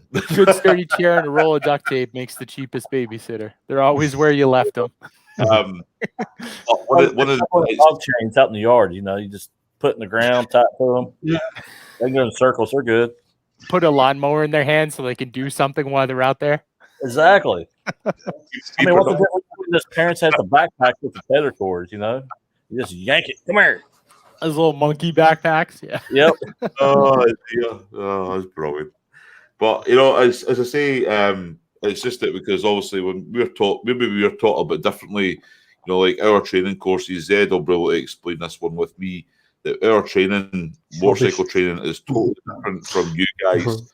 From what I've heard from you guys, you go do a 2-hour training course and use your bike license. it's, oh yeah, man, you get it in 2 days here. Yeah. It's not like like my wife showed up. Like I said, she had never ridden a bike before except being on the back. She didn't know how to shift, nothing like that. Right. She showed up on a Friday evening at a Harley dealership with like $300. Did a couple hours there, did a full day on Saturday, did a half day on Sunday, and they gave her a license and like, you know, a graduation and like, all kinds of stuff. Here's your participation trophy. Have fun. So we've got the MSF classes all across the U.S. There's only a few states left that actually do it for free. Well, Illinois is one of them that does it for free. So it's a weekend class, and if you want to go up to the next level, that's another free class. Right. It's your tax dollars, pay for it. So I have a question for you then, right? You have this free class, and this gives you your license to ride a bike in the States. Do you wish you had more training? Yes. Right. So absolutely. I mean, the first MSF class for me, at least, got me the confidence to you're not going to tip the bike over. As long as you've got speed, as long as you keep it constant, you can take turns, you can lean the bike. Don't be afraid. Right. Essentially. Okay. And it teaches you all the things that you need to do to break the mentality of turning handlebars. Right. Okay. Right. Learning how to push the bike down to get into a turn. And it gives you all the fundamentals that you need to actually get your license in the state. The more classes that you can take, you can bring your own bike. They have track days down south of me in Peoria, Illinois, where you can learn to drag your knee if you wanted to. Yeah, that's not my style, but I mean, that's what they give you. And I hope more people take MSF classes. I've seen people out there, and you call them squids or whatever you want, but hey, come on, at least wear the right shoes, not sandals. So, Zed will probably. I don't know. Zed, when did you pass your test? 2009. So I did the full gambit. Yeah. CBT, theory test, mod 1, then mod 2. So I did a direct access course, which took me straight onto the big bikes. So when I had my lessons and test, I started on a Saturday, and I had my license by the Thursday. Yeah. Right. So that was the old days. All right. So you would go on a Saturday morning, right, and we would do something called a CBT, which is compulsory basic training, which is on a 125cc motorbike, and then on the Monday you would do your transition onto a Suzuki GS. Van. Or they do the van as well. And then you did your big bike lessons all week, and then on a Thursday afternoon you would go and sit your big test on a full power motorbike, and then on the Thursday night you'd walk into the dealership and say, "I'll have that." Thank you. Right, but that was what it was like. And then my wife did it. She did the mod 1, the mod 2. Yeah. And I will say right now, I do not envy anybody now in the UK going for a full bike license. They have made it so it is so difficult. Hard. It's so difficult now. But I think there's a reason for that because of the amount of motorcycle deaths we have here. They're trying to improve your skills for survival. It's not a let's do this for fun. It's to survive on the road because of the amount of accidents that we have. And then when I keep hearing you guys from the States and like saying, "Oh, we did a 1-day course or a 2-day course on how to ride a bike." Well, see, here's the scary thing too. We don't even need to take courses. I learned the absolute worst and wrong way to like ride. I never took an MSF course ever. I inherited a bike. I got a call one day that was like, "Hey, you know your dad that hasn't been in your life ever?" And I was like, "Yeah." And they're like, "Well, he died. Come get his stuff." So he had a bike in his shed, and it was an '84 Nighthawk. And I took it out and started riding it. This was after my crate build that was just a complete disaster. But I took that out and I was riding it, and I just kind of figured it out. At one point in time, I actually like barreled right into oncoming traffic because I popped the clutch the wrong way. But essentially, I went to the DMV. I stood in line. There was an officer going through the line going, "What are you here? What are you here for?" And he got to me and I'm like, "Hey, learner's permit for my motorcycle license." They're like, "Well, have you read the book so you can pass the test?" I'm like, "What test?" And they're like, "Well, you gotta pass a basic test to get your certification, to get your permit, and then you take the riding test when you're ready for your license." Right. I'm like, "No, but this line's like 3 hours long. Can I just have the book now and I'll start reading it?" They're like, "We don't have the book." And I'm like, "All right, so you want me to read a book you don't have?" And they're like, "Oh, it's online." But I'm like, "You know what? Never mind. I'll figure it out." And I stayed in line, and it's this 20-question test, and it's just pick the answers that aren't fucking stupid. Like, pick the answer that the state wants you to answer with. It was like, how many beers are too many beers before you go driving? Obviously, the fucking answer is 0. Like, no state is gonna be like, "Well, a 12-pack's good as long as you wait an hour first." Like, so a 30 round fit in a saddlebag. So I took a test that I never studied for. I never read the questions for. And I just answered it with common sense answers. Yeah. And they gave me my permit for $20. The permit's good for 2 years. And then if you want a permit again, you just go back, take the exact same test, and they give you a permit again for another 2 years. Wow. So I did that. I did that for a couple years, not because I wasn't uncomfortable, but because I didn't feel like doing the riding portion of the test. I was like, well, I could just drop $20 and I'm good for 2 years. And then I actually took the riding part and like blew through that in like 10 seconds, but I've never taken the MSF. Real quick, and it's slightly off topic. I have her comment here, but if you're not following Sunbleached on YouTube, you should totally follow her on YouTube. She is rebuilding a Yamaha and turning it into, I believe, a dragster. And her videos are quite entertaining. She's out in the UK. I hope I'm getting most of that right. But she said she can't join into the conversation, so even if I'm wrong, she can't yell at me, and it's all right. But there's no E in the end of Bleached. You should definitely check her out. She's looking good. Cool stuff. But yeah, here in the United States, it's just natural selection. We got so many people. I mean, like part of the test in the UK. It's a 35-question test, and it's all relating to the bike. Then you do another part called hazard perception, which basically you watch videos and there's maybe people come out of corners or cars come out, and you have to click the mouse when you see the hazard, you have to click the mouse, and it's all scored. So when So- you first got on your bike Really good at and you this. start riding towards a cow, did you start looking for the mouse on your handlebars to get it out of the way? Quick, Oh no! Oh no! There's a cow! No, that's that has to be done before you even sit on a bike. So That's right. Yeah. What was Sure. funny is like during the riding exam that I had, I went into the DMV, like I made an appointment and they're like, all right, go take your bike up to the end of the parking lot, go park next to everybody else that's up there waiting as well. And some of the questions they asked were just stuff I completely forgot. That was stuff that you knew when you owned a bicycle, like hand signals for left and right and stuff. I'd forgotten that. It'd been so long. And the only reason why I passed all that stuff is because there were two bikes in front of me. And they just walked down the line. They're like, show me your left turn, show me a right turn, show me a stop. So by the time they got to me, I'm like, oh yeah, left, no problem. Right, no problem. Yep. Wow.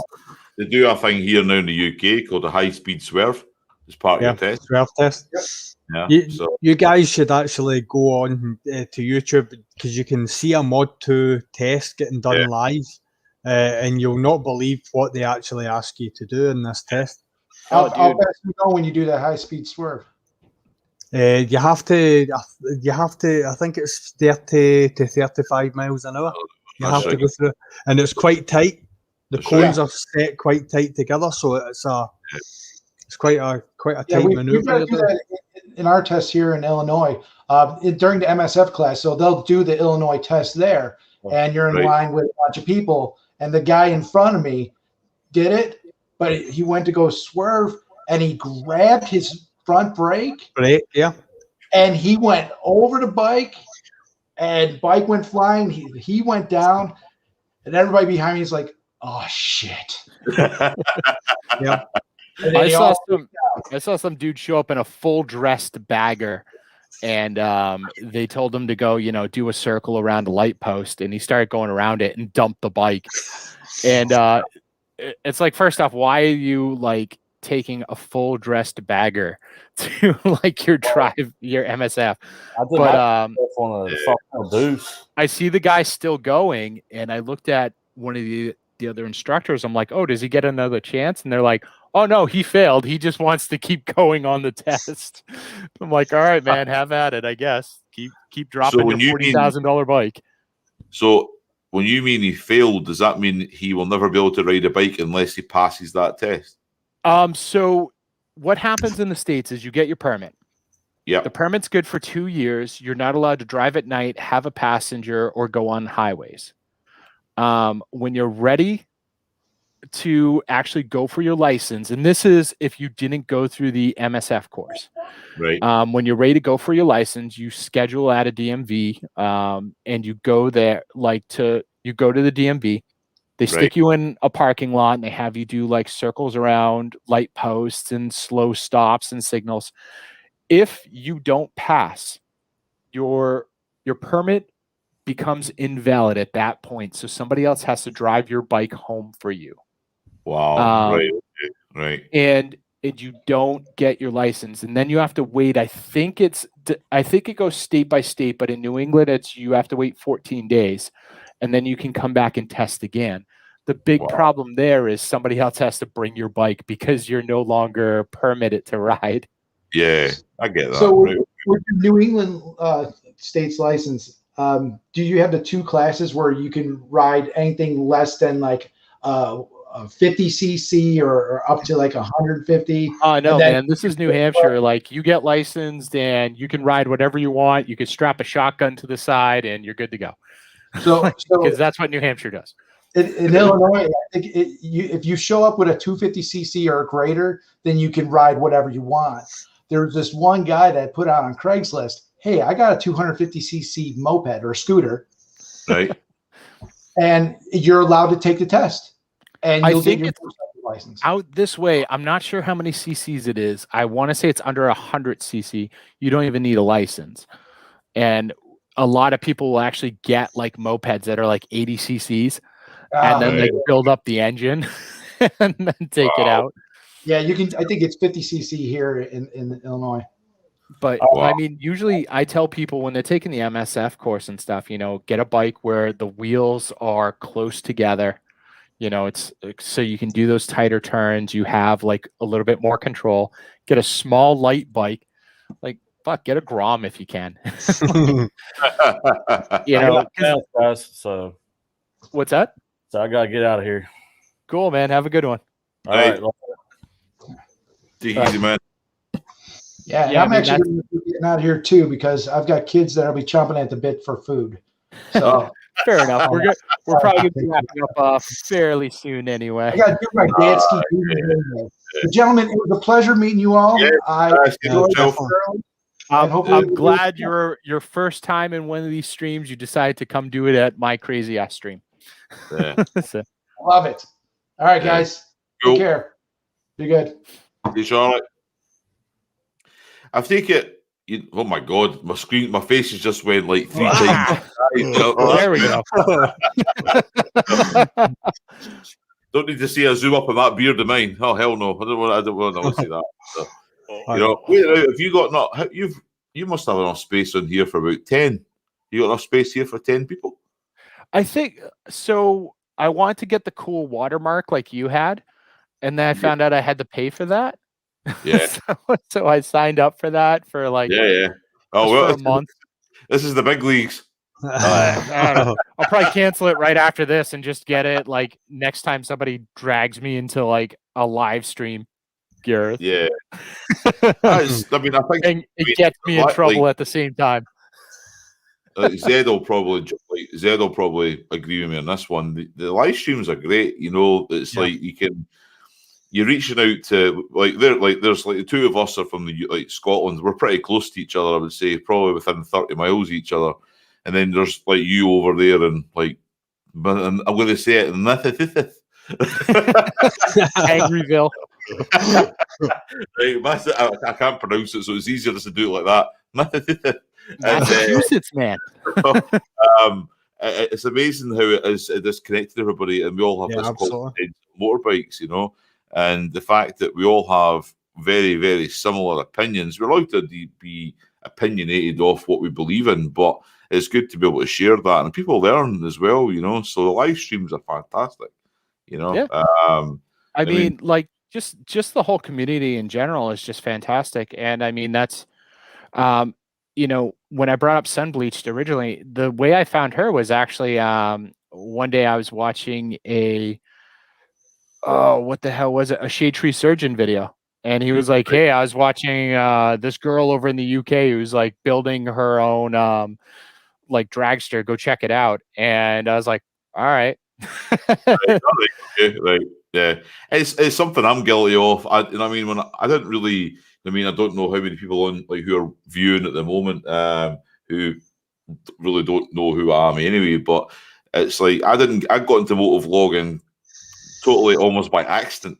It was I went last year when I went to get my street glide done in my night road. I was working on my night road, and I was getting annoyed because all the bike shows were all cancelled for up and down the UK. I was like, well, how am I going to show my bike off? I want to show the world my bike. And my wife said to me, well, why don't you just like put it up on YouTube and just put a little video of it and let everybody kind of see it? And I said, all right, okay. So I took my bike down to the local stadium here in Falkirk, and I just took it down, did a little kind of review on my bike after done all the modifications on it on the night road. And then somebody says, oh, that went down okay. It was my first one. And then some people started subscribing to my channel, and I went, oh, all right, okay. You know, people can understand me without a translator. You know, so I was actually quite impressed. So that was so. As you say, you kind of either honestly, that's why I started following you originally. Like I can't remember how I came across your channel, but I came across it and I'm like, oh, this guy sounds cool. I'm gonna follow him. Like that was my entire reasoning right there. It was just like, all right, go. So yeah, you know, some people I'm like, this dude sounds awesome. I'm gonna see what he does with bikes. somebody subscribed to me and they actually said, I really like your beard. I was like, all right. I said, are you sure you're watching this for the motorcycle content? You know, I don't sound like a character from Austin Powers, you know, that kind of thing. No, I mean, I'd say closer to Shrek. Oh, here I said, you jump in here. Hello, donkey. You know, so what's so I don't know. Did anybody watch the? I know I'm not to cause controversy, but did anybody watch the latest Bogan? I watched it last night. I think was it last night? I honestly, and I know that I know people have gotten unsubscribed for saying this on their channels, but Right. I don't watch Bogan. I don't really care. So the reason I like it, right, and Zed, I don't want to be the one that's always talking, Zed, so you can jump in anytime you like, man. As you know, like I'm a big believer in the whole mental health thing. You know, like that guy. You know, I mean, I know he obviously is a self-made millionaire and all that kind of thing. You know, and some people might say, "Oh, why are you depressed? You've got lots of money. Money doesn't buy mental health." You know, no, it doesn't. And I think that the first message that he portrayed in his videos was very, very powerful, to say that he felt the need to get into his own headspace by leaving Australia and riding bikes all over parts of the world, and like taking them into the extremes that I would never even have imagined in my mind. You know, like when he was all over India and all these kind of places, taking bikes up, you know, like single lane passes up mountains and things like that. And I'm thinking to myself, wow, you know, I'm jealous of the ability to have that. But he thought in order for him to get back to himself was to take him away from almost civilization to do that. And I think that's a great message that he's put across. And the reason I'm asking is because I didn't think. Oh, sorry. I definitely like I have nothing against the dude, and I've watched a few of his videos, and I think that they're pretty decent. It's for me, it's just he just doesn't grab me, and it's not because he's not putting out a good product. It's just I compare it to like Metallica and Megadeth. I mean, it's basically the same freaking band, but one sounds slightly different, and one works and one doesn't. Yeah.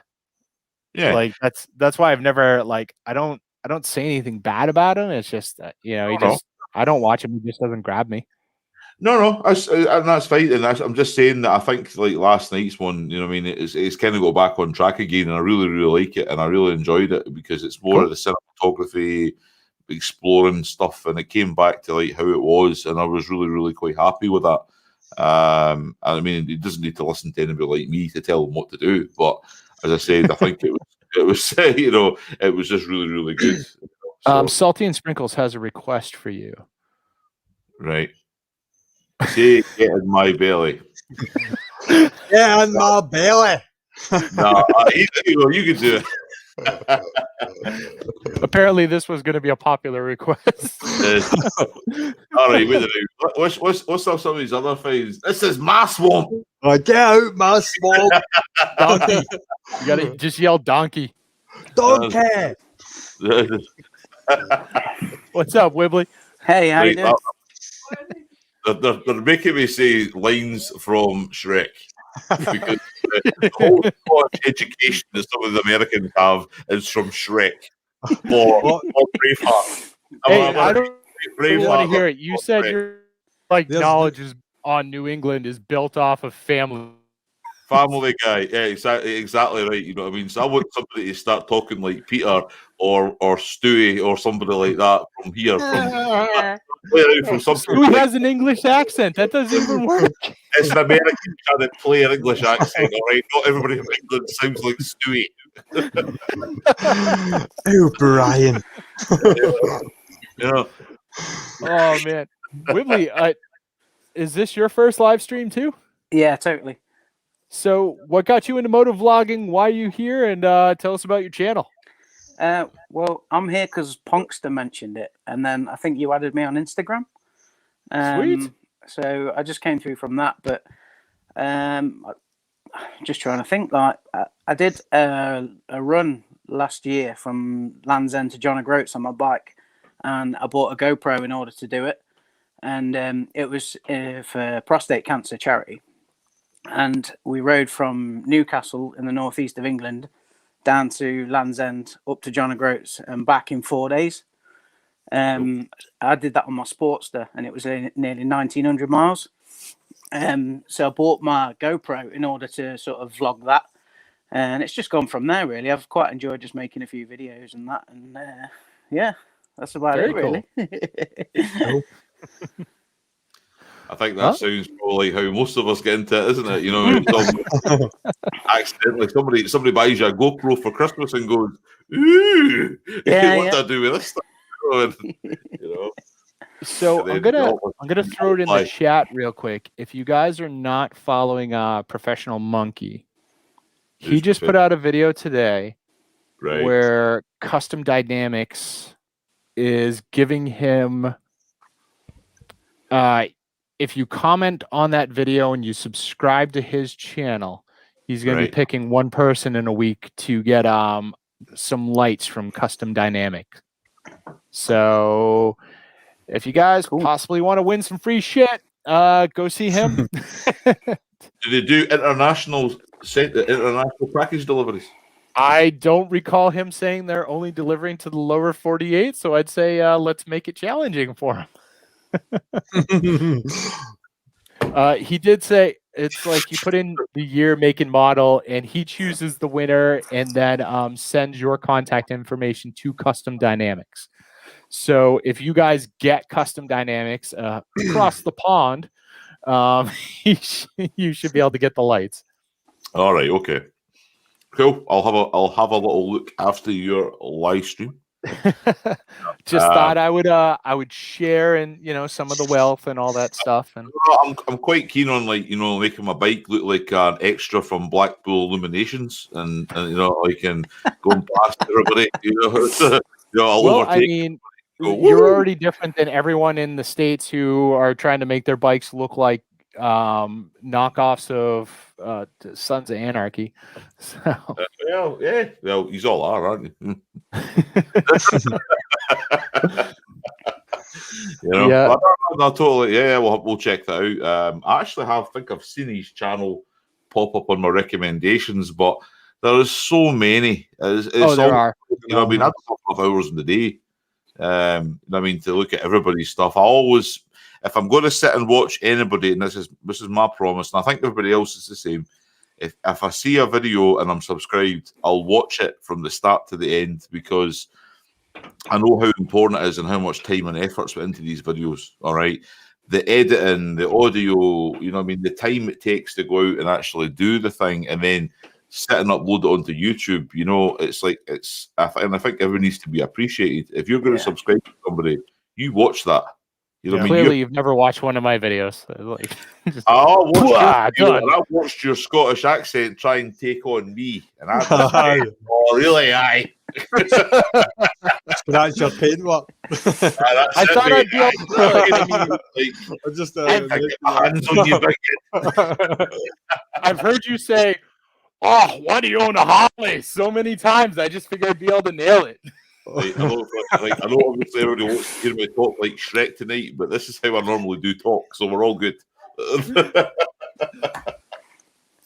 next stream, we should just start some sort of fundraiser or something to get you to say all the lines from Shrek. That way you get paid for it at least. I'll tell you what, right? Why don't we just make a whole night of it, and I'll get my wife to paint my face green at the same time. And I'll get Zed to dress up like Donkey. We can do on the road again. Oh my god. I mean, normally with videos, I've got a ton of subscriptions going. Actually, I have everything on my screens over here for work, and I have one screen that's just for YouTube, and all my subscriptions. Basically, I just sit there and I'll hit the YouTube button 10, 15 times and see whatever new videos pop up. Right. Open up a new tab. I get 30 tabs open, and I just run them all while I'm working all day. So what I do, and I know we're all different, is I'll see people's videos and I'll put it to the watch later list. So when you add to that list of watch later and then go into it, and if you've got autoplay selected, it'll just run through them. So I'll just sit there and twice a week, and I'll go through them. You know, like the television's crap right now. You know what I mean? Yeah. I'm fed up of hearing about coronavirus. Yep. You know what I mean? I'm I a don't bloody watch- expert. Don't watch telly. I mean, You know, either. yeah. I'm now a coronavirus expert, by the way, because of BBC News. Just to let you know. What I do is I watch everyone's videos when I'm in the bath, so that's once a month. So Mate, you're from the West Coast, I understand. I guess that Scouting the rain, that's mate. acceptable, because if you're watching everyone's videos, you're in that bath for like days, dude. Yeah, you come out like a wrinkled prune. Come out looking like a California raisin or something. Oh my god! Burst into song. Come on, sing it. Oh. No, it's I say, like, you know what I mean. If anybody who I'm subscribed to, you know, anybody's watching this, I will generally watch the videos from start to end. You know, and you know, it's like everything. You know what I mean? You just appreciate what time and effort goes into these things. You know, and as somebody who's quite new to it myself, you know, I'm still my workflow isn't as good as some others.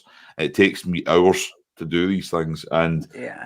I'd hope somebody's doing me the same courtesy, you know. So Well, also, I think it's the honor system, and I think it's a courtesy thing too, because like, you know, when you're asking people to follow you and subscribe to you, you're hoping that they watch your video, you're hoping that they hit the like button, you're hoping that they leave a comment, because that's all metrics. Yeah. That's stuff that YouTube sees, and that's going to help your channel grow.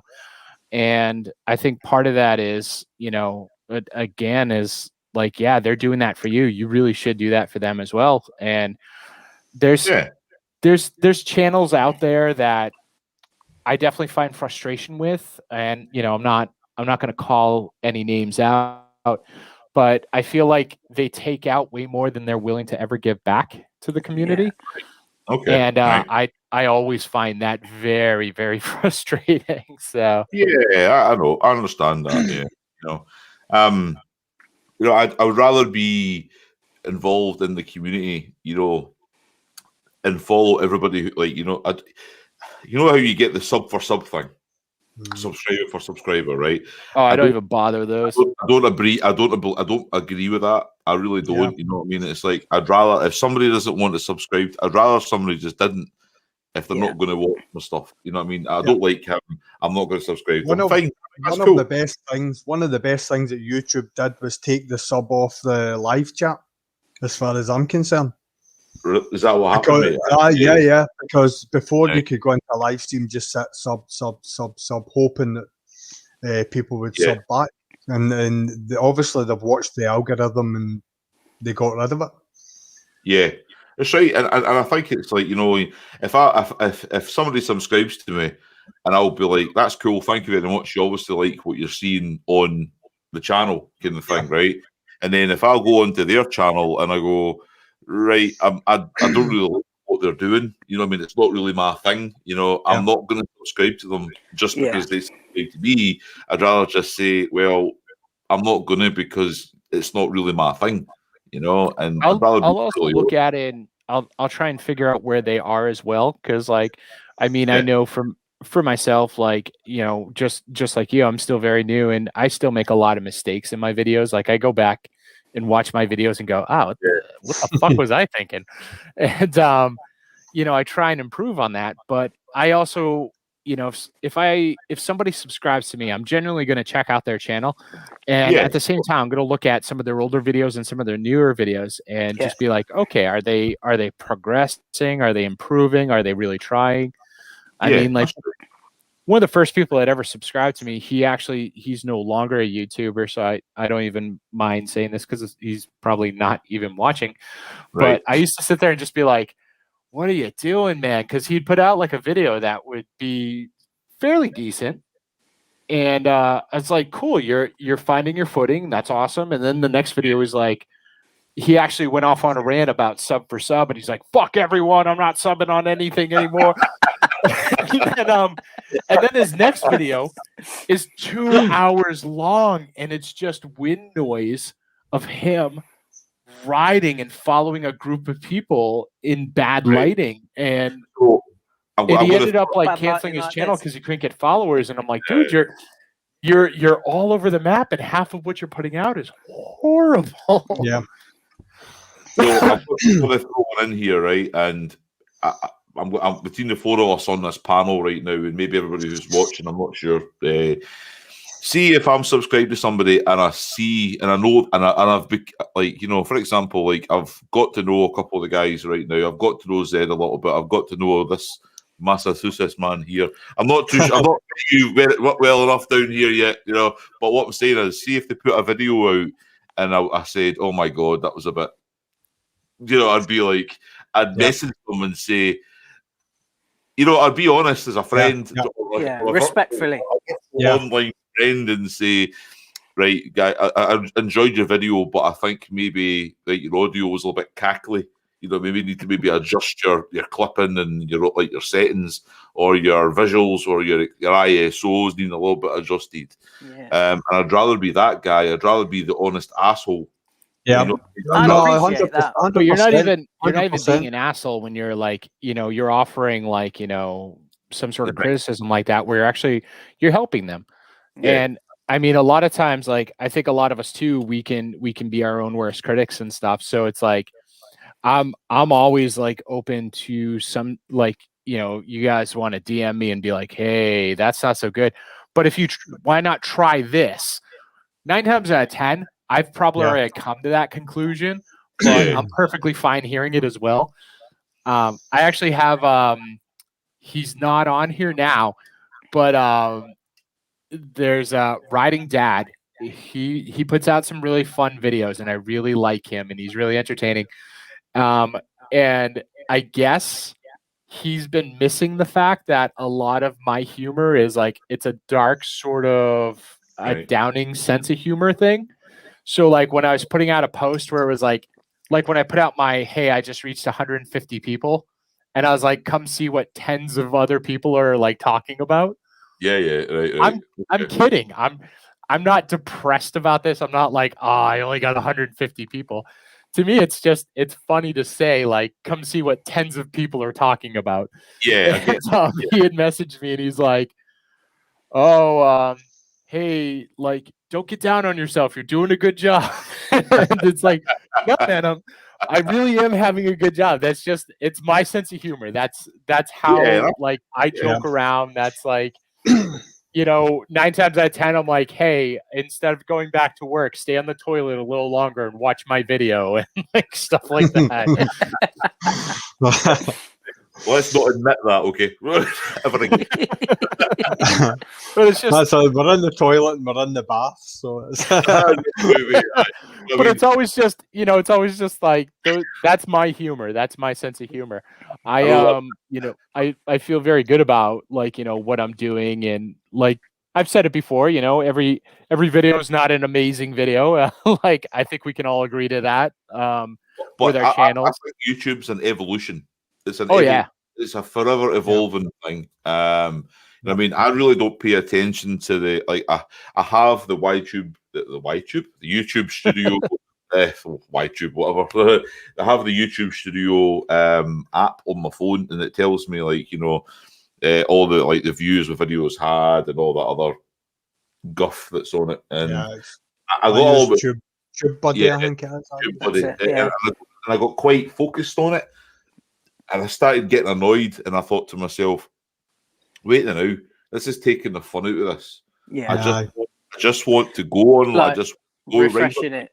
Yeah, I just want to go ride my damn bike, record it, talk a bit of Shrek in the background, you know, like, hopefully the Americans understand every word I'm saying.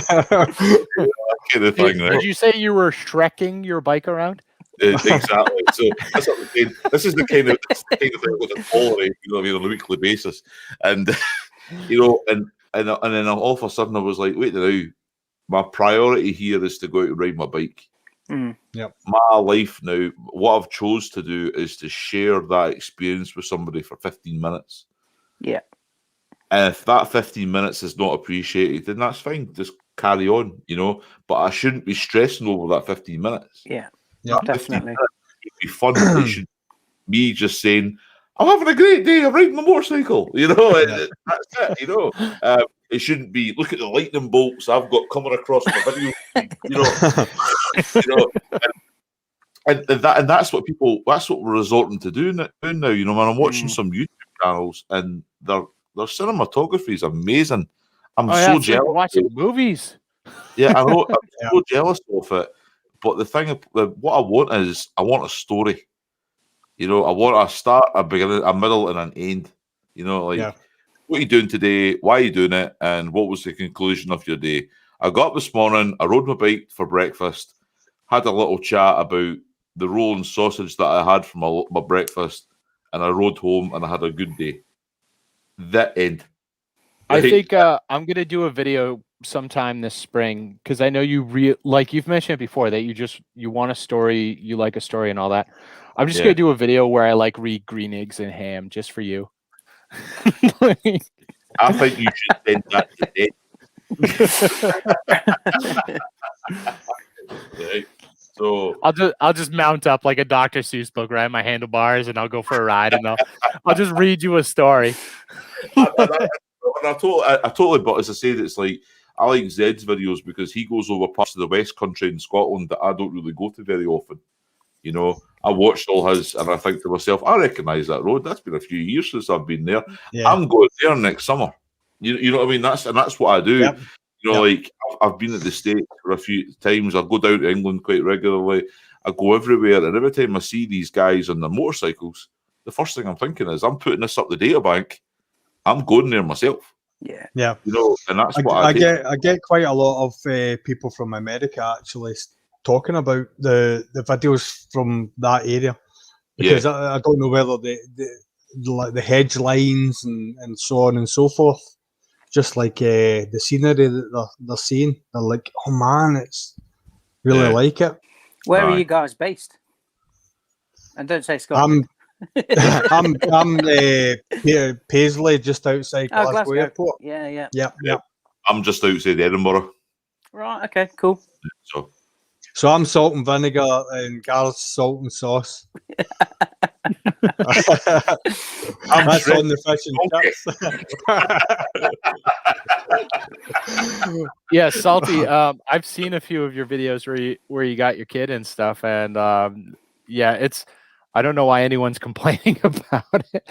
Like, the gear you've got on your daughter when you're taking her out for a ride is like way more than what I wore when like I first started riding. I had like a brain bucket, and I was on the back of a bike. Wow! It's like, here's a brain bucket. We're getting on the highway.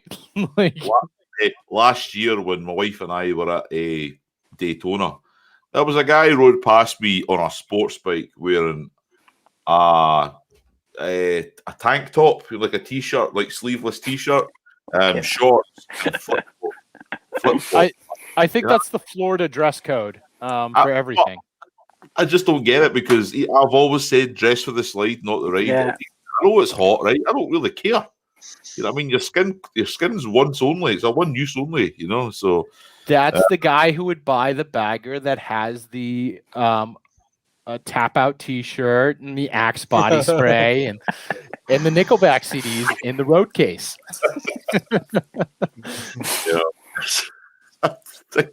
Get away. Stop attacking baggers. Oh man, that's I just find that so funny. You know what I mean? Like, I'll wear a leather jacket all year round almost, you know.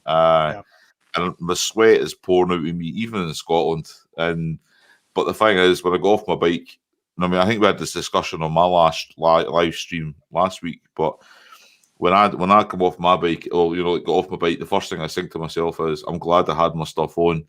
And then when I'm working away, my wife rides her own motorcycle, and when she puts her gear on, I'm forever thankful. I know it's not going to save her life. I understand that, right? But I'm forever glad that if something was to happen, that at least she'd be protected the best way possible. You know, and you know, I mean, if somebody says, "Oh, she was wearing a brain bucket, helmet, and she was wearing a skirt, like on a motorcycle or something, like with ankle boots on," I'd be saying, "What the hell?" She's never had that education from me, and she knows herself to wear the proper gear. And I would only say that to everybody who's watching. is to say that, I mean, you only get one chance, you know, like every one life, but you only get one set of skin. You know what I mean? Or a certain outfit that a thick girl was wearing down in Florida a couple videos ago on the back of a bike. Thick Lizzie. You saw that too, eh? Gareth me. loves Thick Lizzie. I'm not with you. The train line crossing. We get it here in Scotland. We get the people wearing shorts and t-shirt here in Scotland on bikes as well. And I just class them as clowns, so you know. The only time I really cringe about anything is when people take like their dogs out on their bikes and stuff. It's like, I love my dog and all that stuff, but let's be honest, you get in an accident and your dog's there, your dog's dead, man. Oh dear. It's the same as like when people have like a dog on their, like, you know, on their lap and they're driving. It's like, you get in an accident, that airbag is gonna kill your dog. Man. Like, I know. You've got a Thick Lizzie fan in the side chat. Yep. Thick Lizzie was definitely entertaining, but definitely not dressed for the slide. I don't think she was very good for some throttle cable either. I think there was a bit of an issue there. I mean, in her defense, that was Shade Tree's bike, and something breaks every video. So I don't think that was her at all. Yeah, entertainment value, eh? Yeah, quality. G is the chocolate cake man. Yeah, who's the chocolate cake man? Is that me he's talking about in the chat? I'm looking at the messages at the side and going, G is apparently it's you. I don't even know who the chocolate cake man is. I like chocolate cake. You made a chocolate cake, remember? Oh, that's right. Yeah, I ate every bit of that, by the way. That was great. Where was my bit? Oh, well, listen, see, once the lockdown is over, man, you're more than welcome to come over. I'll leave you at least a slice. You know, but no, so yeah, so there's been quite a few good videos out this week. I actually really enjoyed Flipna's video. It was actually really good. You know, the moto camping one. Mm-hmm. You know, I really enjoyed that. You know, it was good to see him out there. You know, doing something different, which was quite good. I think him and Weems make a good sort of duo. Oh yeah, definitely. Yeah. It's like Chuckle Vision. No, yeah. I really like that. Like Flipna's like kind of broken off from Shade Tree, and not for anything. Like, you know, I still like Shade Tree and all that, but with the introduction of like Shay in there as well. When you have all three of them hanging out nonstop, you're just getting the same video three different times with three different, like, you know, voiceovers. So I do like that he's kind of broken off a bit. He's kind of going out and doing his own thing. And I like that he's taking Weem with him, because Weem's definitely a fun guy to watch as well. Yeah.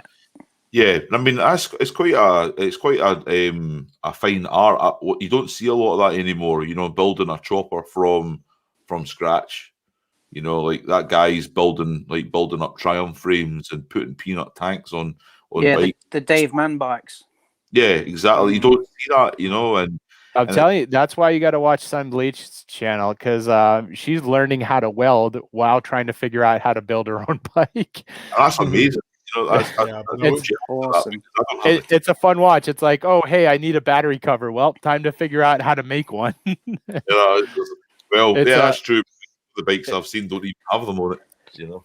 So. Yeah, so it's like, I mean, if you like what like Weem is the very refined, very educated, very knowledgeable, you know, builder that's been doing it for years and years and years. Sunbleached is like, hey, I got this bike. I'm gonna figure this shit out. Come with me and watch me along the way. Oh, definitely. You know, definitely. I mean, I think it's you know, I mean, for somebody who loves motorcycles and that's their lifestyle, that's one skill that I don't have, is to build one. You know, it's like, as much as I have tools and everything, I don't have the skill set to actually like build something from nothing to a full-on bike. And maybe it was I get older, and maybe when I can retire at the age of 42. I'm joking, right? But when I can retire, you know. When I can retire earlier, that might be something that I might put my hands to and say, like, at least I gave this a try, you know. But I admire anybody no matter who you are, that anybody can build a motorbike from nothing and just source the parts. It's an amazing skill to have, you know. So, well, if you ever want to try it too, the other thing you could do is you can literally build a Sportster from like scratch with just like S&S parts. I not just now. I'm too busy enjoying riding the bike. That's me. You know, I'm too busy. I mean, I'm right now. I'm probably. I don't know if Zed's the same. I just want to ride the thing and enjoy it right now. Yeah, definitely. Yeah, but you got 6 feet of snow and you're not allowed to leave your house, so you got plenty of time to build a bike. Do you know how long it takes? Oh, sorry. In saying that, I have wanted to put an H2 engine in a ZZR. Supercharged H2. I always want to like just take like some really stupid engine and try and figure out how to get it into a bike. The last thing I was talking about was like getting like a Honda Civic like SI engine and just throwing that into a bike because it's super light and super powerful. It'll stick out the side.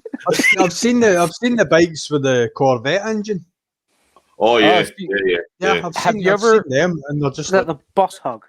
Yeah, I was gonna say, have you ever seen a Boss Haas? Now, not to plug my own channel here. Hold on, let me mute you. But, what's it called? So what's it called? Oh, big man.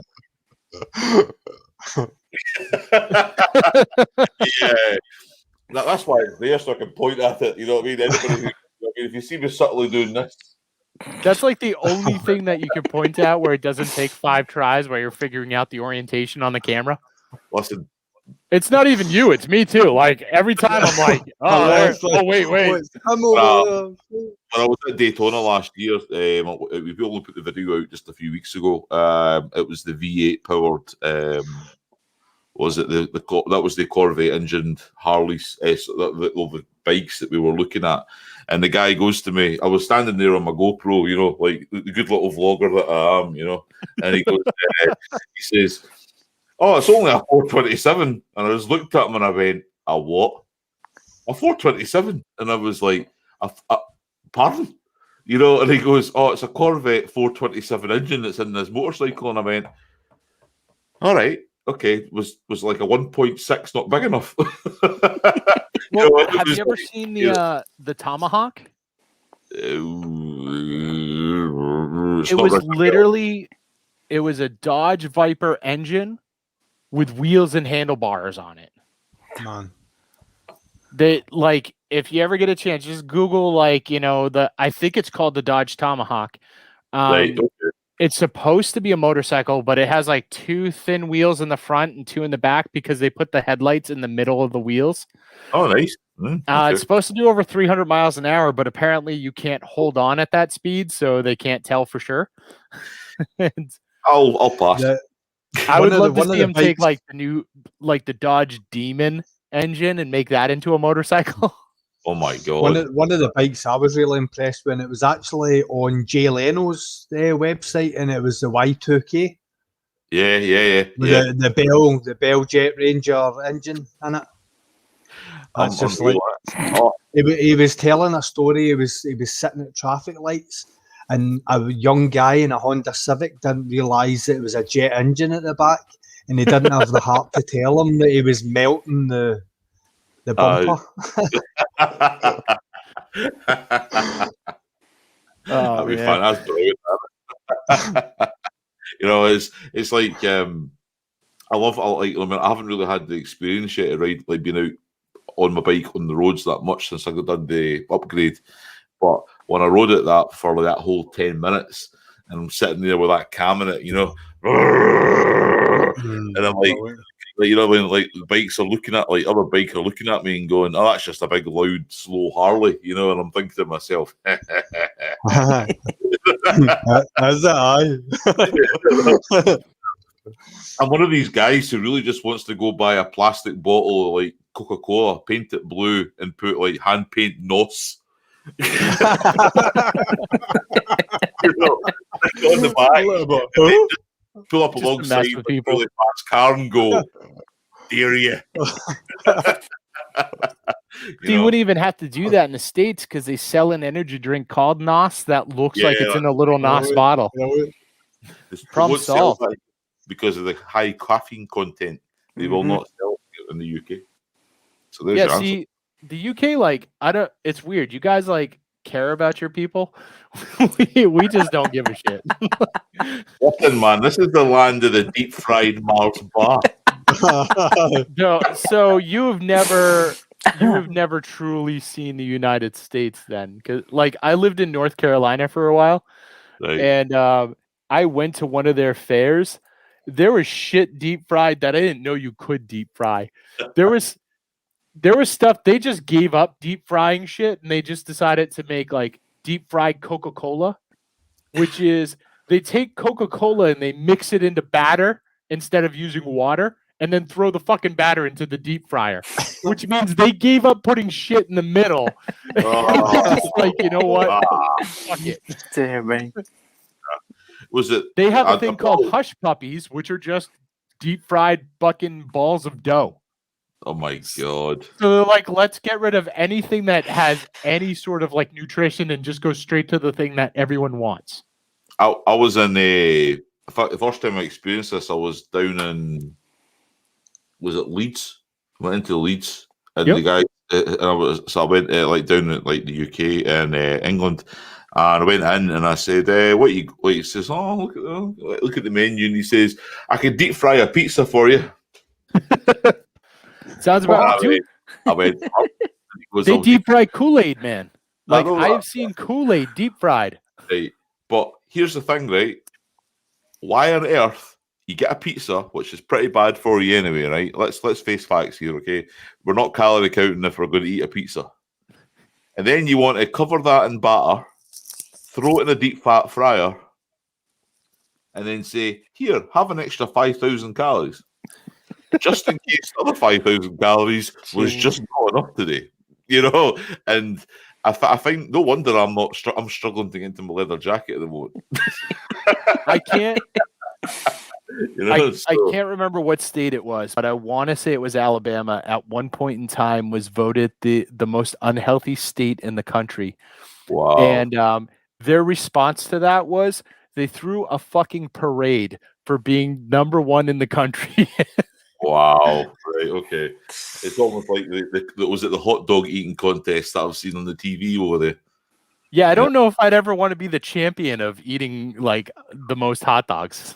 Well, I don't know. Maybe I don't know if I think you guys get given trophies for everything. So potentially, you know what I mean. Well, I think you probably put it on your CV when you go for job interviews in America. You know, it's like how many hot dogs can you consume in 5 minutes? I'm very proud. I can have 10. Anything phallic like that, I don't want to hold the record for like being able to eat the quickest. Like, dude, I could down a dozen bananas in like 30 seconds. What? Listen, I can just picture you with an action photograph like this. There used to be a girl that would just deep throat, like she was on like Howard Stern stuff. She would deep throat like full length kibasas and stuff. Wow, nah, no thanks. You know, I'll pass. That's a talent, but I'll pass. You know? It's real. But yeah, down south they come up with some crazy shit. Like when I saw them like deep frying Kool-Aid, I'm like, what the fuck is going on here? Like, I know, but I think it's, you know, like the States and, you know, like from like different parts of the country that I've been in, fortunately, that I've traveled to and worked in, you got such a wide variety in America. You know, it's like you cater for everybody. There's no such thing as the norm. You know, like there's no such thing as, like, in the UK, we're very, very. I'm trying to think of the word. I mean, it's escaping me right now. We're very not insane. No, we told the line before. You know what I mean? We're almost a bit scared to be different here in the UK. You know what I mean? I don't really care that much. Like, I like to do my own thing anyway, and I'm sure conservative, conformist.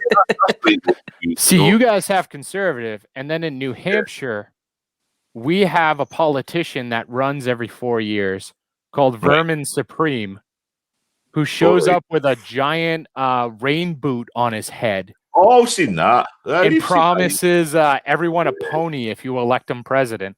Right. We used to have the Monster Raven Looney Party. Yeah. Remember them? I wore that for that as well, didn't he? Yeah. Yep. But so when you go to these different places and you see these people like eating different foods and different ways, I find it actually quite refreshing. You know, it's like, no, but what I'm saying is, I'm not talking about food. I'm talking about everything from motorbikes to cars to like the way people live. You know, like you get like like for example, let's jump continent for a second. Let's go to Australia. Right now, my brother went to Australia for a year, and he was telling me when he was there working that he went into the houses when my brother's a plumber, heat engineer, and he was working on like people's HVAC systems and things like that, air conditioning. And he was saying you'd go into the house and you'd find the house was very basic. You know, like the furniture was IKEA furniture. It was very, very simple, neutral colours everywhere, nothing expensive. But you go outside in the backyard and you would find jet skis and swimming pools and, you know, like pickup trucks and monster trucks and motorcycles, and very, very geared up for an outdoor lifestyle. House was the place to crash. Exactly. House was a place to a crash pad. Right? Yep. Exactly, right? You go to the UK, our weather's crap, right? Here, the weather is crap, right? We spend 90% of our life, I think, indoors. Would you say it's crap? It's crap.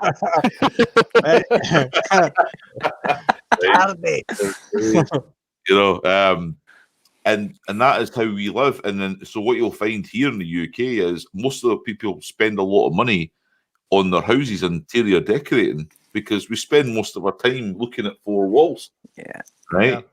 Yeah. And we don't have I think there's been a big thing about hot tubs. Yeah, exactly. Over the lockdown and stuff like that. Yeah. Exactly. Because we're spending that much. Even now, we're spending more time indoors. I'm finding things like, I need to get that painted and decorated now because I'm spending too much time inside. I hate painting and decorating. I can't stand the bloody thing. Right? I've got a wall to build. No, God, I don't envy that, mate. Right? But then you go to the States, and you go to America, and like we go to Florida, and I've rented a villa in Florida. You go into one of those, and it's as basic can be, because everything's geared up for outside. It's outdoor lifestyle. You got the weather for it. Exactly, and I envy that, and I think it's nice to see that the world is different, and especially the States. You know what I mean? It's like it's geared up for different parts of the world, and that's why you'll find a lot of people wouldn't like riding their bikes over in America. They'll spend so much money on their bikes, showing it off like big dresser baggers and sports, like like kitted up bikes, and because they spend a lot of time riding it. They don't sit in the house at the weekend. They'll go out and ride their bike. Whereas I think with a lot of the people in the States, they spend a shit ton on their bikes, and Motoblonde might actually, I don't know how it is down her way, but I know up my way, they spend a shit ton on their bikes just so they could take it somewhere, park it, and show you how nice it is. Like we really like to dump like 50 grand into a paint job and this ground effects and lights and just random shit bolted on, and then they go sit at Dunkin' Donuts for 6 hours to show you like their bike. Guess what? I'm jealous that they've got $50,000 to do that. And then next year they trade it in because Harley's got a new paint job they want, and they drop another 50 grand in. Yeah, but it's the same. It's like, if that's your thing, that's why I'll never criticize anybody. No, like if you want 100%. To go, I mean, we're all different. And people who have watched my channel know that I love modifying my bike. I love it. I want to ride it more, but I'll enjoy riding it. Zed's got a big fast. My God, that thing's like the Battlestar Galactica thing. It'll go quick, and that puts the fear in me. But that's his thing. That's his speed. I'll still modify that as well. I'm totally the same. Yeah, I actually have to take my bike down to upstate New York to see if who's got the brighter headlight now, me or Motoblonde's husband, because he's got a Road Glide and they just replaced his. Yeah, and everybody wakes up and wants to be different, and I think that's what makes the world go round. Your channel's different, his channel's different. I'm going to get my angles. Oh, fuck it. Your channel's fine. And that's what makes the world go round. And we just have to learn to accept that. Or if you don't accept it, then stage left. So Well, you know. on that note, I think I'm going to bring this stream to an end. Cool. We got about 2.5 hours there. No so problem. Oh, you're a wuss, man. 4 hours. You've still got people watching. I can see your phone. You know what I mean? You've got people to entertain. ET's phone home. I mean, we got 5 people watching. So. That's right. You need to keep them entertained. Is that 4 of us in here, though? We tried to keep them entertained, but you refused to do any Shrek impersonations. Oh, right. Right. For your, I want to know how many are on your watching who are not from Scotland, apart from me and Zed. No, tell you what, we'll make it even easier. 5 people watching right now. How many want to hear Gareth here run through a couple Shrek lines? Right, one of the things is I've only probably watched Shrek once in my life, all right? So I need to be reminded of these things. Mo Blondie says me. This is my fault. Definitely. Go for it. Oh, Rev Bomb wants to hear it too. Go for it. No, well, okay then. I don't even know what Shrek, some of Shrek's lines are. Well, first you got to yell out donkey. Oh, hell, I'm all right. No, donkey. Right, okay. Donkey! Hey, listen, everybody who's listening to this crap, you better go over and subscribe to my YouTube channel for this. Right? It says I'm not performing monkey for anybody. Make sure you subscribe to him. What about Get Out of My Swamp? No, that's there's better ones than that. Come on.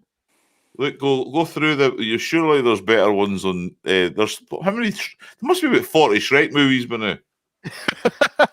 Dude, I don't know. I can't remember the last time I watched a Shrek movie. Oh my god! You're just going to start. People are just going to start leaving now. You're leaving this too long. You've built this up for Shrek, and I'm leaving. You're waiting for me. I need lines. You know, check it. Like, come on! All right, hurry up! You guys want to hear a Shrek line? Throw it in the comments real quick. What do you want to hear him say? He's willing to do Shrek, Austin Powers, Austin Powers, or any other Mike Myers thing. I'll do like, okay, I know PG-13 and all that. I'll do Fat Bastard from. There you go. That'll do, donkey. That'll do. Oh, you want me to do that'll do, donkey? All right, okay. That'll do, donkey. That'll do. Oh, wait. If you're gonna do Fat Bastard, it's gotta say I'm so sexy. No. No, I'm not doing that one. Look at how many. No, I saw that. I want the best Fat Bastard one. Here you go. I just threw it in the comments. Hey. No is the answer. I am not saying that. Right. I am a general. Get him.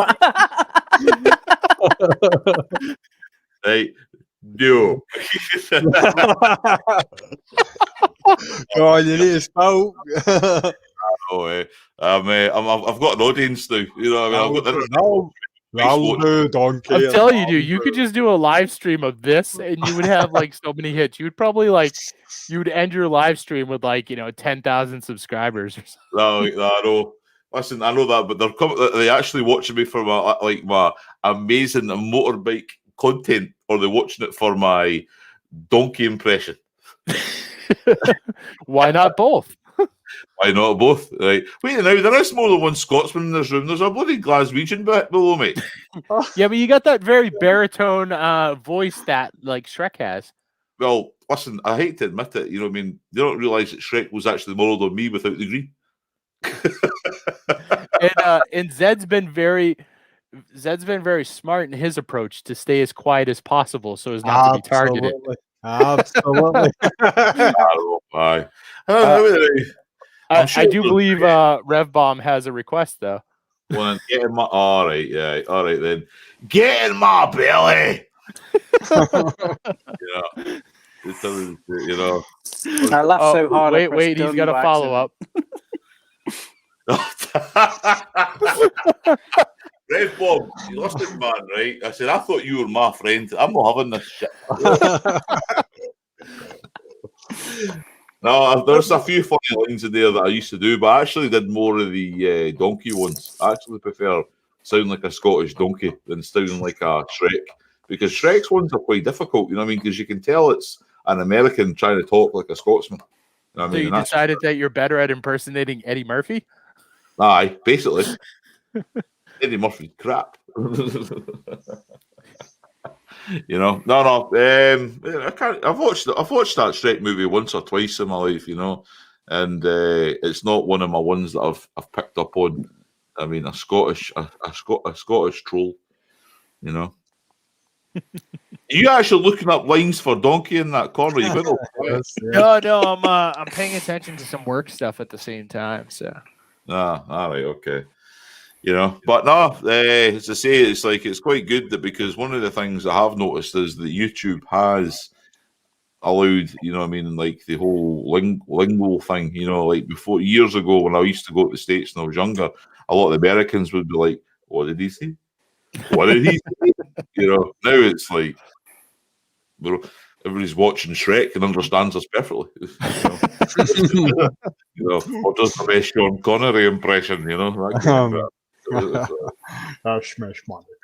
I mean, why don't you do your actually? Tell you what, right? Let's reverse this shit. Let's get Family Guy getting going. See, my stuff would be more like the town or you know, stuff like that, because all I do is swear and I don't use ours. All right, okay. I mean, like, you can always say your chin looks like a pair of balls like Peter's and see how we get on. I don't even know if I could do that because he's got the Rhode Island accent. All right, okay. Do a Lois. Huh? Lois? I'm sure you can pull a Lois. Lois, I can't. I'm trying to think of something I can do that would. Oh, dude. Huh. Oh, right, that's it. You've let too long. Yeah. You know, I used to do Quagmire a lot just because I liked how offensive it was. It was like, oh my God, well, giggity goo. Well, that it was like, my favorite one was like, where they went over to Quagmire's house and they were like, "Hey, Quagmire, could you watch the kids for a night?" And he's like, "Well, I just have to let you know that according to Megan's law, what the hell, bring them on in." That's, oh my God. That's bloody awful, by the way. Go back It to is. It is. Go back to slagging off Harleys. There's even That's the thing. Like if I get drunk, I start getting that wicked New England accent and like I start swearing a lot.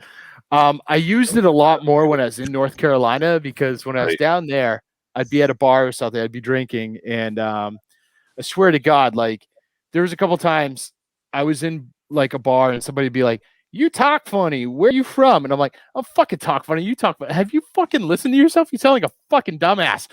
And they'd just be like, "Whoa, what the hell just happened?" Oh my God. I'm going to start putting 13 warnings. The first couple times I went down there, some of the towns I went into and stuff, and I mean, this was like years and years and years ago.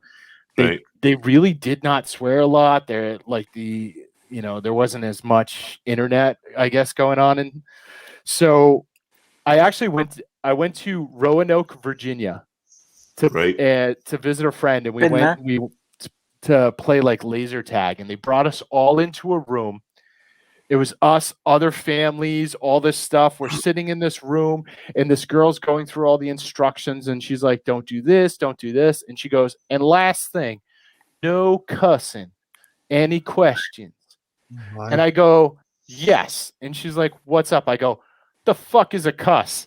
She's like, "That's a cuss. That's a cuss." I'm like, "Fuck you talking about? I don't even know what you're fucking talking about." She's like, "Stop cussing." I'm like, "Fuck, am I supposed to stop doing something? You won't fucking tell me what it is." She's like, "Cuss, swear, bad word." And I'm like, "Oh, okay." Fuck. Just for everybody watching this live stream right now, this is motorcycle content at its best. Like to point this out that this is what bikers talk about. We talk about cussing, swearing, talking about Shrek, talking like Sean Connery, and deep frying pizzas. This is your advert right now, by the way. So just Deep tell fried people- Kool-Aid. deep frying the Kool-Aid, deep frying the Kool-Aid. So, come on, what did I miss in the first half hour of this live stream that me and Zed can contribute towards? You missed me trying to figure out how to work my fucking camera and microphone. Oh, looks like you're still struggling. I am.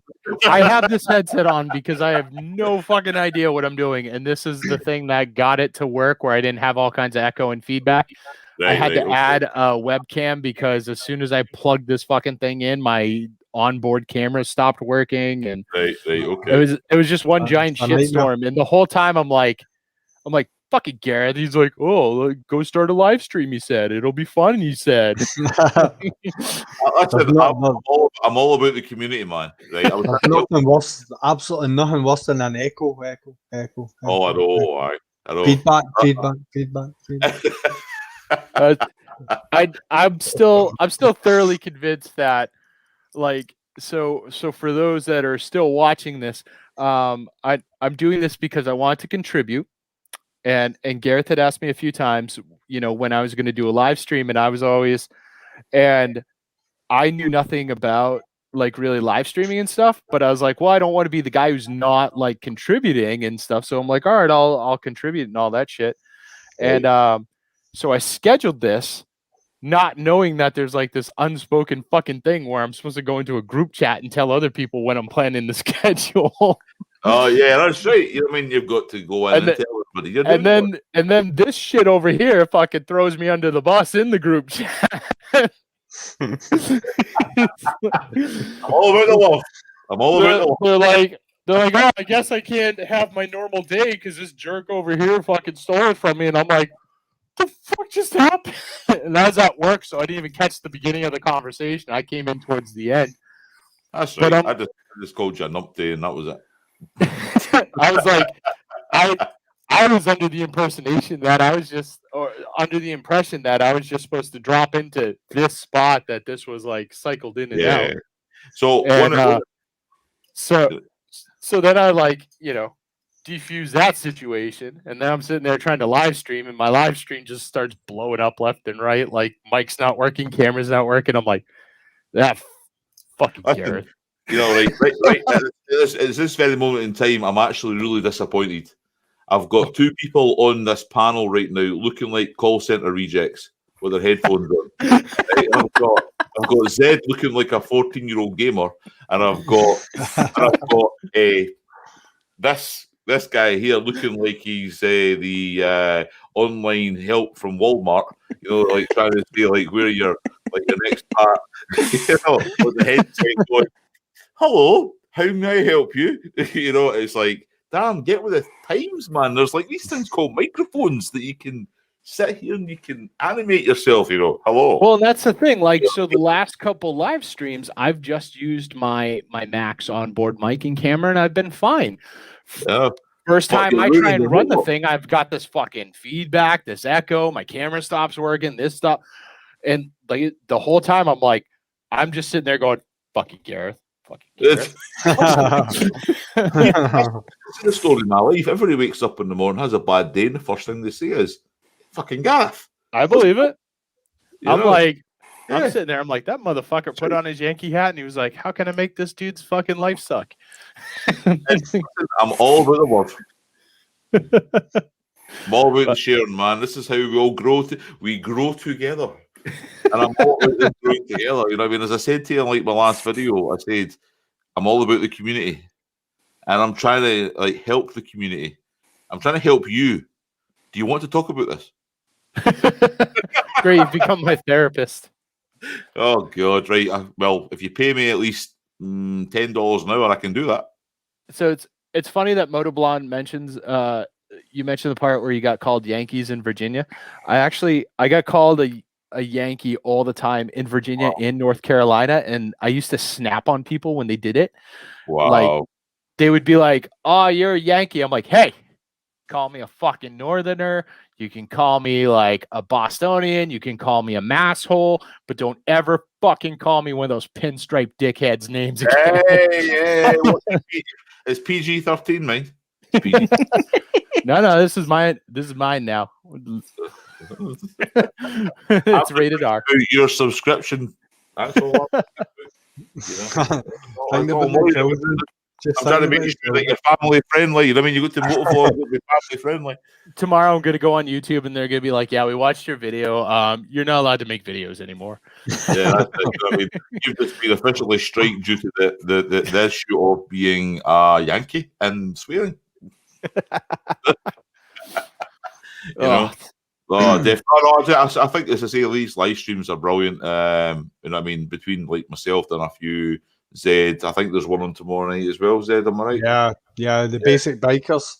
Yeah, they've got one on.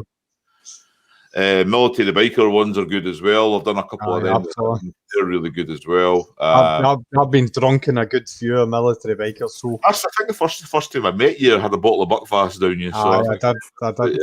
So I get quite messy. I think that one. You know, and obviously this is the first time for yourself tonight as well. You know, so it's you can't really grumble on them. You know, it's people have obviously got different opinions. You know what I mean? We've obviously spoken about the Indian Chief being looking like a sports star. Not a sports star, Softail Slim. Dyna. Yep. Dyna. You know, that kind of thing. I've not really seen any new releases and new motorbikes this week for some reason. I haven't really, maybe not paid attention. I'm not totally sure. I don't know. There really wasn't much except for that Indian. Very quiet. No, not at all. You know, I've seen Harley still trying to still trying to push the promo on their Pan America. Now, I'm actually looking forward to that. I know I'm not wanting to keep jumping on it, right? But it's like Pan America comes out and it's a totally different niche. Now, I don't know how many of your subscribers who are watching this or whatever use LinkedIn. Do you have LinkedIn at all? I do.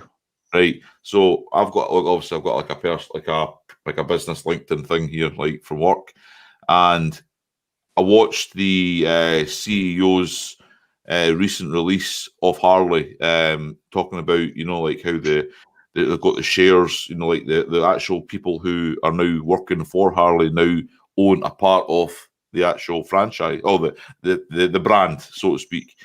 And then he goes on about the Pan America, and he actually explains himself very well on the 2021 releases.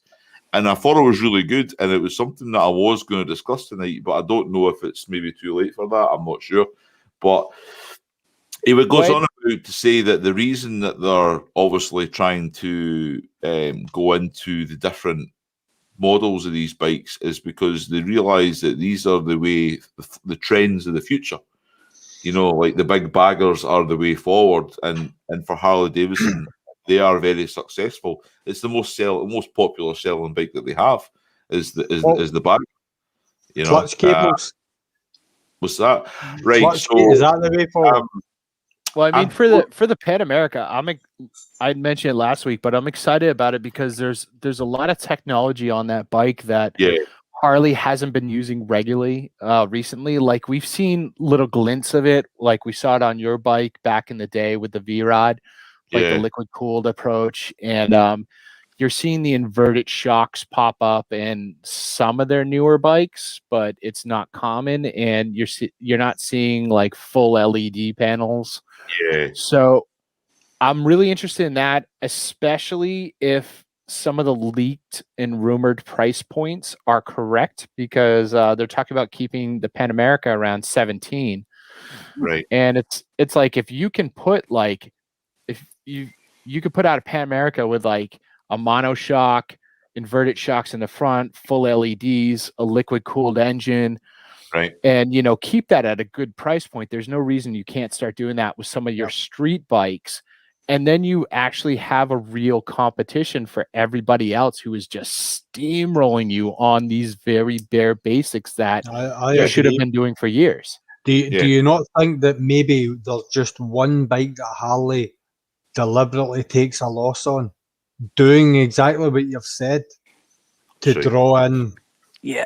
And like I said, that's why I'm really interested, because like I want to see Harley go liquid cooled, and as I mentioned like earlier in the conversation, and I've said a million times, like I understand that they don't want to alienate the old timers yet. So Yeah, to find a right. way to take some of their current frames and get it so you can either pop a liquid cooled or an air cooled engine in there, Yeah. I feel is the best approach, because Yeah. you're not making a whole other line. You're still like you're just putting out another variation of the same bike.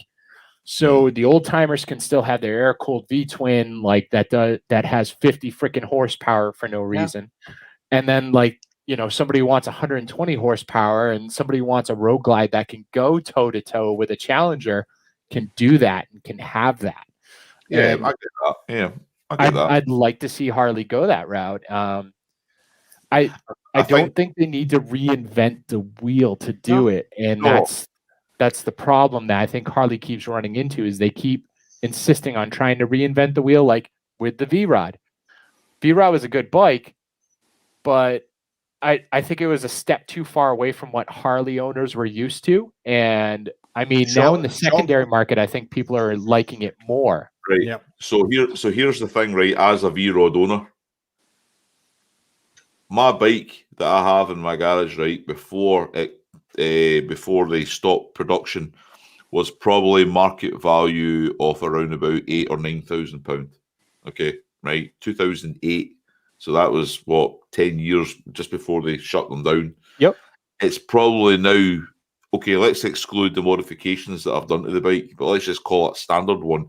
It's probably now gained by about 30% in value, because you can no longer buy them. So what they've now went is, why all of a sudden, oh, I can't buy that bike anymore. Why have they stopped making it? It must be cool. Oh, I want something that you can't have anymore because it now all of a sudden becomes cool. Yeah. Am I right? That's what they do. Everybody wants a Dyna now. Everybody wants a Dyna because you can't buy a Dyna anymore. It'd be the same with the think Sportsters partly in a that, and I think it's few partly years. like Exactly. I think it's also partly like with the V-Rod. I mean, like my personal experience, I think the V-Rod was just ahead of what Harley owners were willing to accept at the time. I mean, Yeah. even me, like when I saw V-Rods when they first came out, I'm like, that's not a Harley. What the fuck are you guys doing, you idiots? Like the And now I FXDR. look at it and I'm like, that is a good bike. Yeah. I mean, when I first seen my first V-Rod, when it first came out, it was the Porsche technology that got me. And I went, that's amazing. And then when I had the ability to buy one, that's what I took pride in, that Harley Davidson and Porsche worked together to create this engineering feat on a V-twin engine. And that's why mine will never be sold. It'll sit in that garage, and I will be that old guy in 50 years, I hope. So I'll have the garage door open and somebody will say, oh, son, have you still got that old Harley? You know, oh, my. You know what I mean? I want to be that. I want to be that guy. Get out of my swamp. And that's why, like, I'm kind of excited about the Pan America right now too, is because I think you're going to have some Harley owners now that are, or some people interested in Harley that might actually be ready for that technology, ready for that liquid cooled engine, especially like, you know, I think you have more Harley owners now. They don't want to say it out loud clearly, but they know that like Indian is just beating the shit out of Harley when it comes to like technology, power, stuff like that. Right. So the theory for me is, now feel free anybody to jump in here, the more that's on these things, the more there is to go wrong. Am I right? Yeah. Yeah. Okay. But it's not even just that. Like, it's just I mean, when you're comparing the Road Glide to the Challenger, I mean, they pretty much offer the same stuff, but the Harley is like the shit that came out in the 80s, and then like the Harley is the 8-track player and the Challenger is the DVD player. Like, right. So and I'm going to throw this one in here. As somebody who has ridden different brands, the first thing I would jump on that Challenger and say, for me, I'm not talking about anybody else, I'm just talking for me, I'd say, it's not my Harley. Well, and that's the thing, like, and that's, like I said, that seems to be most Harley owners' arguments, is like, it's not my Harley. It's like, no shit, it's not your Harley, but it's doing all this stuff better than Harley. And so like when I harp on Harley, it's not like I've said before, it's not I want them to fail. It's not like I want to crap all. I want them to pull their shit together and be competitive. Right. So when you buy something that's that refined, at what point is it the bike that's doing the riding, or is it the rider? Am I right? Yeah, but it's not even that. It's Yeah. like You know? I want my bike to have like I don't want to drop like almost 30 grand and not have 100 horsepower. I I don't want to drop. That's what's important to you, though. That's the difference. You know what I mean? When I ride my Harley, I know the heritage of that bike. I know how that bike makes me feel. And I know that ever since I was a wee boy, I always wanted a Harley. Yeah. Right? Because of what it done, like, and what it did back in the day. And I'm only 40. Right? Now, when I jump on a Indian Challenger, I'm going to go, it's an Indian Challenger, which actually is Polaris, which makes off-road vehicles. So it's not really giving me that same little warm, fuzzy feeling inside that makes me go, I'm riding my Harley. You know what I mean? I don't even think you need to go into it in that much detail. I mean, for me, like ever since I saw Schwarzenegger on a Fat Boy in the early 90s, I've wanted a Harley. And I think there's maybe a little bit of difference between living in the UK and America. Is the fact that in England and UK and that Harleys are a bit more unattainable to certain people. Yes. And I think that like it's more of a dream to own a Harley like in this country. In America, obviously, you can get Sportsters for like a couple of grand, and like they're a lot more available. And I think over here, like I say, that because they are a little bit less attainable, people have that as their dream to be able to ride one day. And yeah, that for me, that's what it was. And I, like you were saying about the rarity of the V-Rod, I'm hoping in 5-10 years time the Sportsters will be the same, because I'm not going to sell mine. I'll always look to get another bike eventually, maybe a bigger one, or I like the Lowrider S and that. So maybe like a bit further down the line, I maybe look into that. But I don't think I'm ever going to sell my Sportster. No, that's right, because it'll gain a cult status. It has one now, but when they bring out the what's it called, the 12, what's it called again? The custom 1250, the custom 1250 that's coming out, which technically probably is the Sportster replacement. Yeah.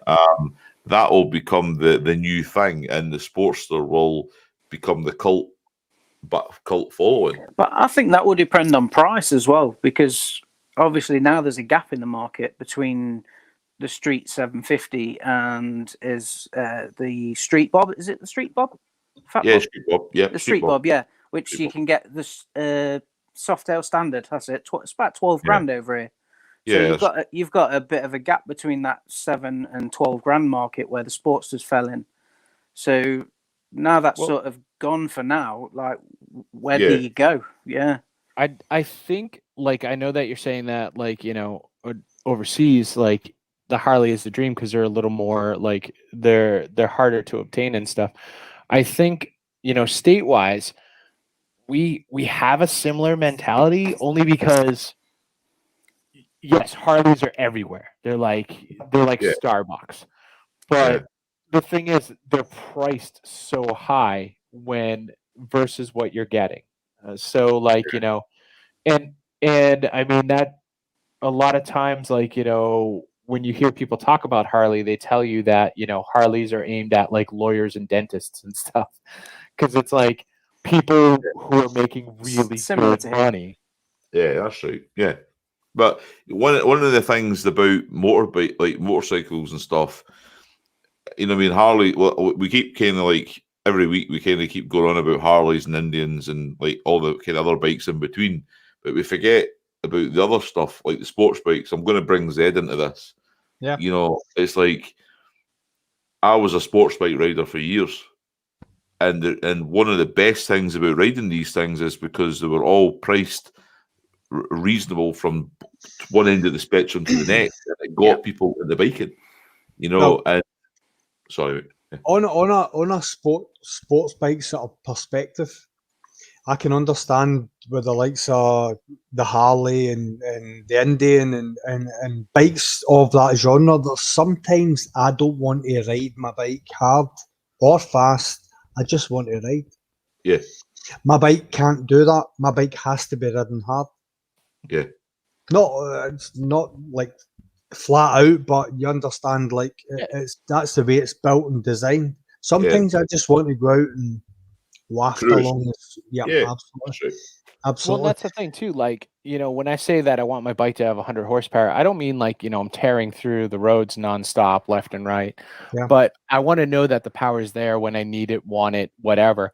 Like, I love my Harley. I love the way it looks and all that. But at the same time, like, I don't want to sit there and have to play catch up with like 5 other guys I'm riding with or something. Yeah. Because, I mean, obviously, if I go riding with a bunch of sport bike guys, yeah, I'm not keeping up. But if I'm going to go ride with like, a mixed group or something and I'm staring at everyone's taillights, I'm going to be like, what the hell did I just pay 30 grand for? So one of the things they're doing now, like one of the things that I do is I hang about with a bunch of guys who ride lots of different bikes.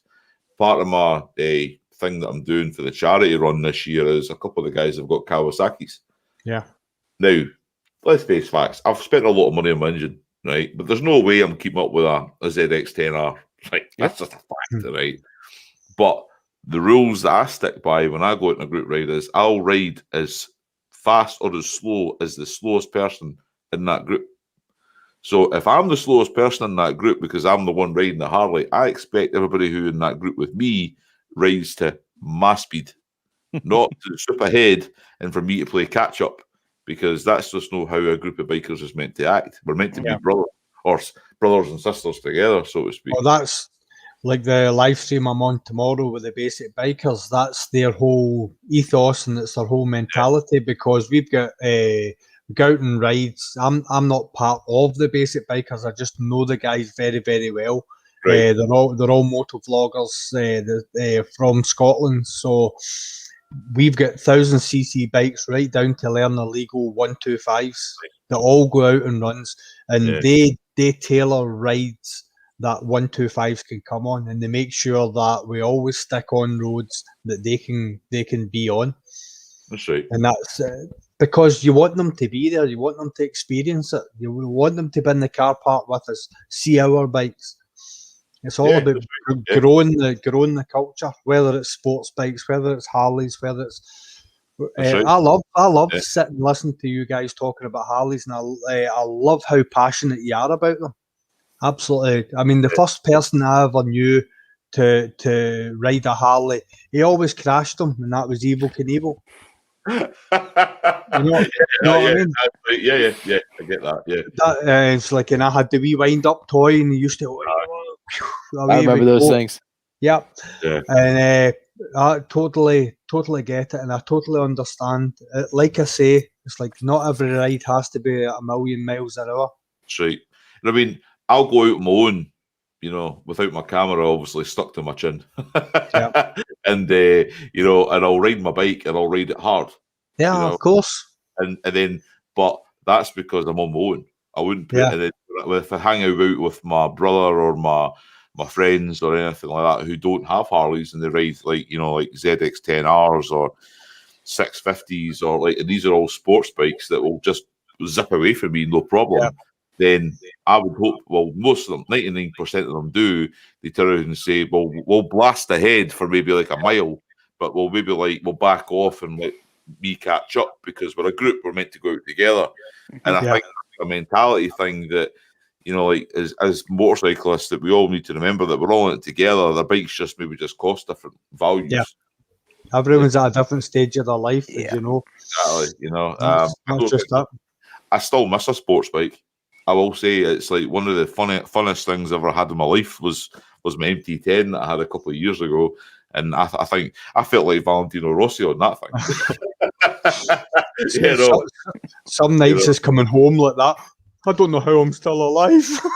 Actually, so to kind of come off this topic a bit, I kind of want to go back to this one. I think that's a really good question. I'll throw it up there. Big Rob is asking about how you go about keeping your videos PG. when Right. you like swearing in videos and how it Well- grows, how your channel grows and stuff. Well, you're the expert.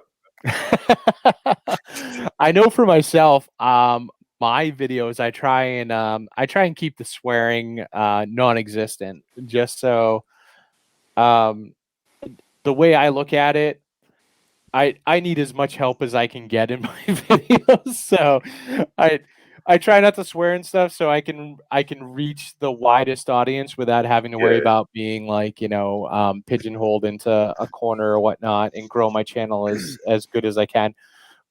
Clearly not on the live streams. I don't really care. But I mean, that's how I try and do it. I try and keep it PG in the videos. Yeah. Just so, like, let's say some random 13, 14-year-old kid comes across my videos and starts watching them. There's not going to be some like an F-bomb popped off or something, and his mom hears it and like tells him that, makes him shut it off or some crap, and I don't get hate comments on my So, YouTube. If you've ever watched, this is obviously related to you. You know, like if you ever watch Shade Tree's videos from a couple of years back, he did swear a few times in his old videos. He did. It was like there was a few random words here and there, and as his channel has grown, and obviously as his subscriber count increased, yeah, exactly. You know what I mean? His swear now is literally non-existent, and I think when he wants to swear, he throws in another word. You know, Yeah. like, and I think that's what I've developed.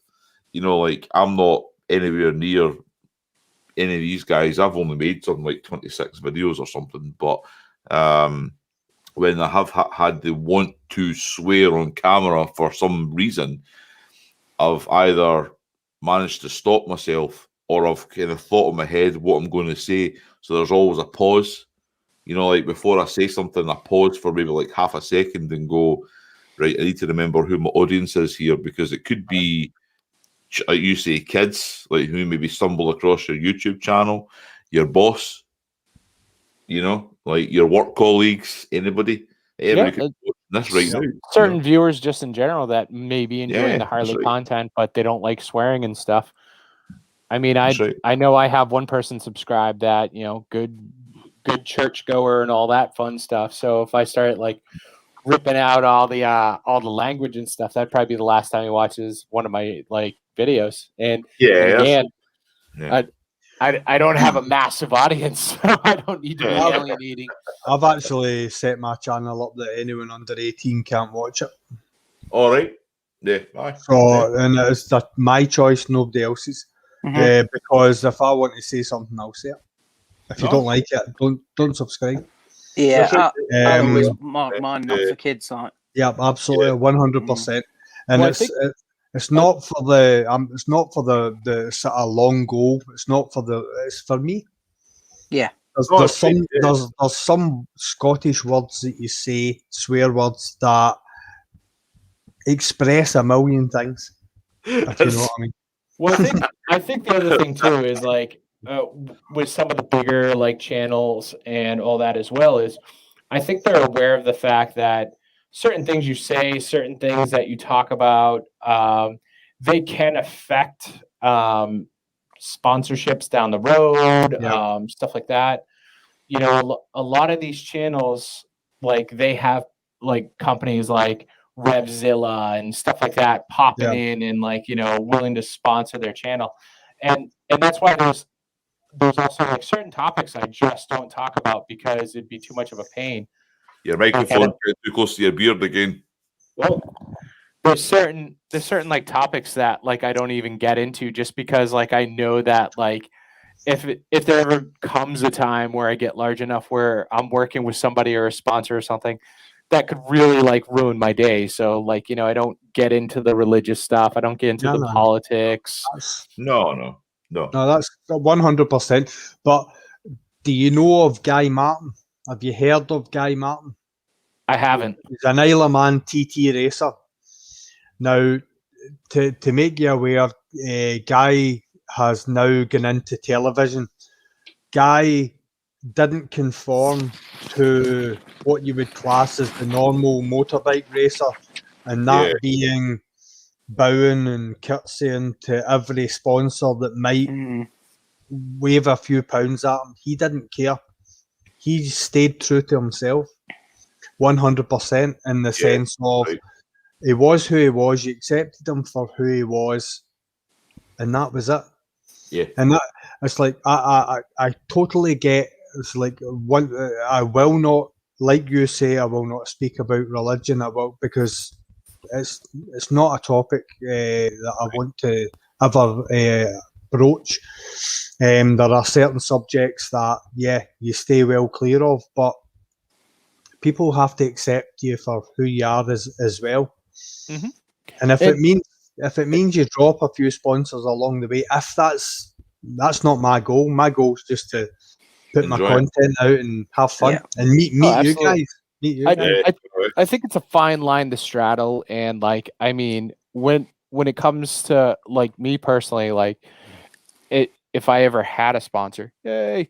But at the same time, it would be one of those things where it's like I'm not going to sell my soul for a sponsor, and I'm not going to jump in bed with a sponsor that I don't like to begin with. So I mean, like that also comes down to like, you know, it has to fit you and your channel. Yeah, exactly. I want, you know what I mean? and I want if I say like, hey, I really like this, I want people to trust the fact that I really like it, even if that the company is sponsoring me.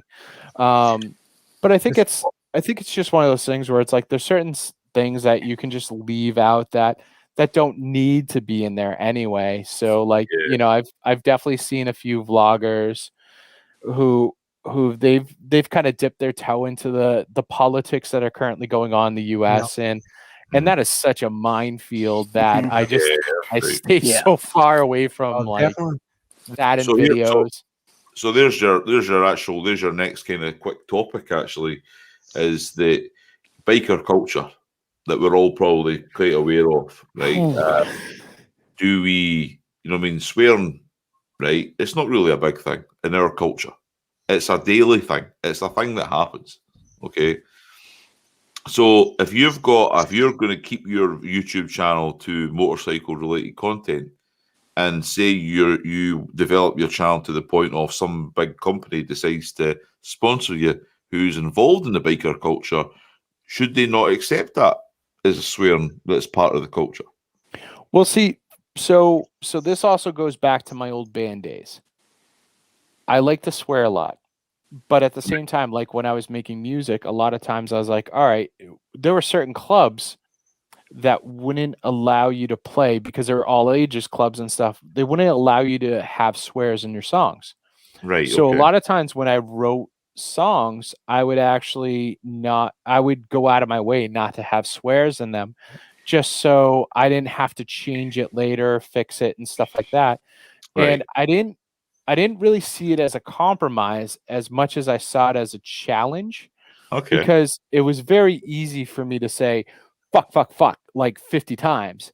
Right. But how do I go about crafting these lyrics, still getting across my point, still putting out the same emotion and everything else without saying fuck 50 times?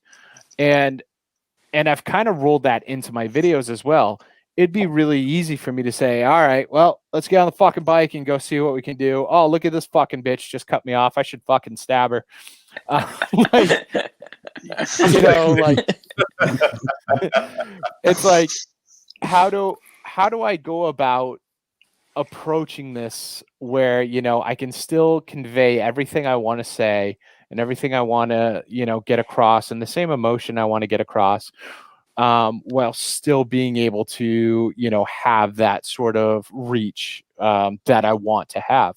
So I feel like it's just making it so I have to be more creative. I have to be more conscious, and I have to put more thought in, and it's more of a challenge.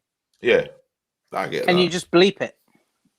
I have had to bleep out a few. You have that option. Yeah. I noticed like like Blockhead puts like cuckoo noises in and stuff like that. Sometimes bleeping it can be funnier than actually saying it. Yeah, exactly. Yeah. I've got a video especially where if like you just myself and clip some the- friends did the one chip challenge, and there was just no way to avoid swearing in that. So there's definitely some beeps in there. Oh man. I mean, I think, you know, I mean, just like everything in life, there's a situation for everything. You know, like, and being from Scotland and probably from the UK, we have a swear word for everything. We generally do.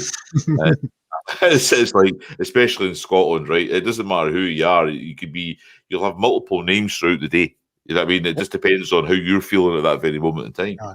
But as I said, it is an expression. It's an expression of free will and all that kind of thing. But I think as you're doing YouTube videos, you probably become more aware of it because you're recording yourself saying it. Yeah. You know, Yeah. and I cringe if I look at a video and I see me swearing on that video. I go, "Oh God, that's awful," you know, and I'll bleep it or I'll cut it out or I'll do something. And now I found myself, I don't rehearse much on my videos. I probably think about what I'm going to say, but most of the time I just literally say what I'm thinking. And because I'm aware of the swearing, I manage to avoid it because I'm trying to personally, I'm trying to reach out to a bigger audience. I don't have ambitions. It's not I don't have ambitions. Obviously, I would like to be successful on YouTube, but I'm not planning on. I don't think I'm ever going to be that 10 million person with 10 million subscriber person. You know, if that was to ever happen, I'll keep these in mind. You know, when I'm handing out the but if I ever get, but what I'm saying is that if you ever, you know, I mean, you do when the more and more you watch yourself back and see yourself swearing on a video, you'll probably become more aware of it and stop yourself from doing it. That's what I think. So Well, record yourself. It doesn't always age well. So. No, it doesn't. It doesn't suit people either. You know, what I mean, it doesn't suit people. Some people don't suit swearing. It doesn't suit their personality. So, just my thoughts. It's funny you should say that because I did a video where I helped a friend out on his farm, and we had like a camping. He got a log cabin on his land, and when obviously with your friends, sometimes swear words come out a lot more freely and stuff. And I just recorded it, made the video, put it out there. Hardly got any views, and I loved it. It was one of my favorite videos. But I've watched it back recently and thought, maybe I did swear a little bit too much on that. That's a bit cringy, like you say. Like, yeah, that's right. Yeah, and you do. You kind of go. I mean that also goes back to like that moto vlogger I was talking about earlier that was putting out the uneven videos. You know, like I said, when he did like, you know, videos where he's upset and stuff, like he did the one about sub for sub, and I mean he's just like, fuck this, fuck these guys, fuck it. And like I'm listening to this video, I'm like, I don't even want to watch this video right now because like you can just hear how miserable this dude sounds, and this is not why I'm watching like motovlog videos. No. So misery likes misery. We know this. No, definitely not. Right. Well, that is right. And if I was to go onto somebody's channel and it's constant swearing, my answer is, I'm not watching that, because if I'm hearing that and I'm wanting to sit and watch it, like, you know, in my living room or at work when I'm having my lunch break or something, I don't need everybody listening around me turning and saying, why is he saying F this, F that every 5 seconds? You know, I want to be able to sit and watch it, enjoy it, and go, that was good. I enjoyed that. Yeah. And that's what I meant by, like, you know, especially with like, you know, if like a random kid's like starts watching my video and stuff, but same thing, if somebody's watching at work, if you don't have headphones in and stuff like that, I don't want the person watching my video to go, oh, he just swore, and starts looking around to make sure, you know, people aren't judging them for watching my video. And that's what you'll become that. And I think as your channel grows, as like, what's his name? Is it? Sorry, I'm Big Rob. You know, as your channel grows, and I mean, my channel's growing steady, and I'm quite happy with that. I'm proud of that. But that's only because I'm trying to improve with every video that I do. And when you're improving, you're looking at things. How can I do this differently, and how can I do that differently? And if you think you're a swearer early on, and you cringe as you get more experienced, then you'll change and develop, and you'll find more people will come to your channel, I think, and say his content's quite family friendly, even though he's having a good laugh with his buddies, but he's not he's not dropping the F-bomb every 5 seconds, and moving on. It's say we're all different. We all have different objectives when it comes to our YouTube channel. Yeah, I think when you hear swearing, it's kind of funny. Like, if it's just there and it's kind of funny, that's cool. When you hear people that are just swearing where it sounds like they're forcing it to sound cool, it's like, all right. There was a guy I watched called The Crumble. I don't know if any of you have ever heard of him. He was a motovlogger. He hasn't put anything out for a year. Right. And a lot of his videos were to the bone. Right. And a lot of his viewers accepted him for what he was. But a lot of people actually subscribed to him, not because they liked him, to see what he would say next. I like that. And I mean, stuff like that works. Like, it works for comedians, it works for actors and stuff like that. But for me, it's like, it's the same as like I'm in IT. That's what I do for work. And I help people get IT jobs as well. Like, I help my friends coming into the field now. Yep. And I try to explain to them, it's like, all right, well, you're new. You don't have a lot of experience. You're not bringing a lot to the table right now. Like, I had a friend years ago who wanted to get a job.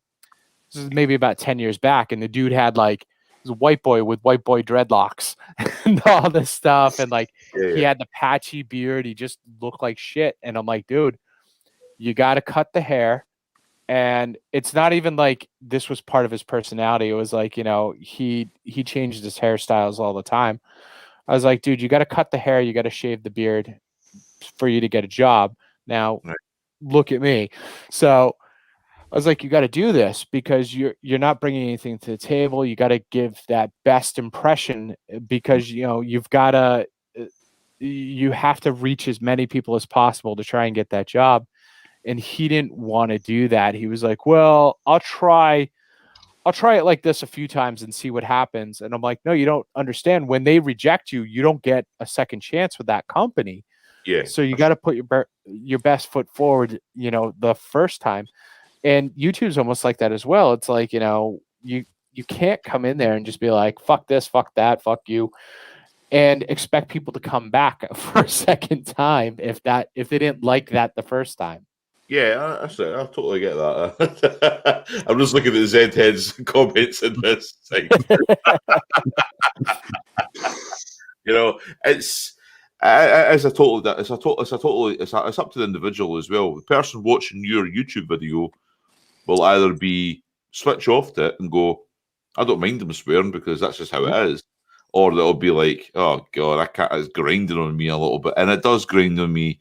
When it's swearing just for the sake of swearing, like we discussed earlier, it becomes a bit of a, But also, it comes down to personal, like, what Zed's saying is, personal preference and personal choice too. Do you want to reach? Do you want the potential of reaching this many people, or do you want the potential of reaching this many people? Yeah. So with Zed, he does not care. So it's like he's fine reaching this group. Yeah. As opposed to, this group. And that is perfectly fine. Potentially a narrow corridor, but it's my corridor.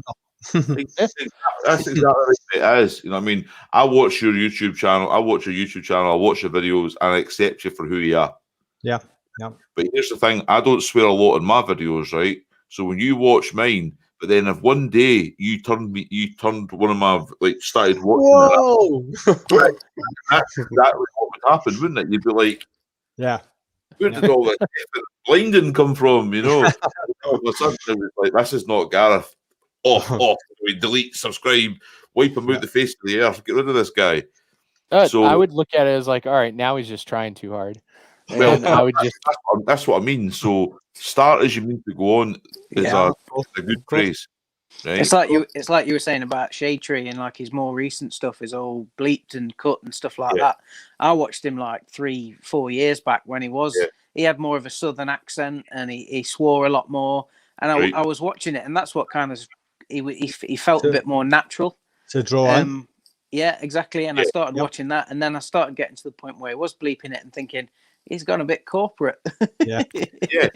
I mean, for all the conversation, and nothing against him. I mean, he has a plan for what he wants, but I mean, a lot of his videos is like, oh, we don't bow to this, we don't do this, we don't do. It's like, yeah, you do. Yeah. Starts becoming a part of your lifestyle and your income, then you obviously are going to bend exactly. And I'm not, like I said, I'm not beating on him for it. High five to him, especially if he can make some money off of it, and it helps to get him by and helps to support him and stuff. But when you're up there on your soapbox going, we bow to nobody, and it's like, dude, I watched your videos from a year ago, and I'm watching the ones you're doing now. You're bowing a little, buddy. You're bowing it, and it's okay. It is okay. Listen, if somebody wants to wave a £1 million check in front of me, well, that's the thing, and that's what I'm talking about, with followers and stuff, and all this stuff. It's like, yeah, I don't want to be this huge corporate thing. I don't.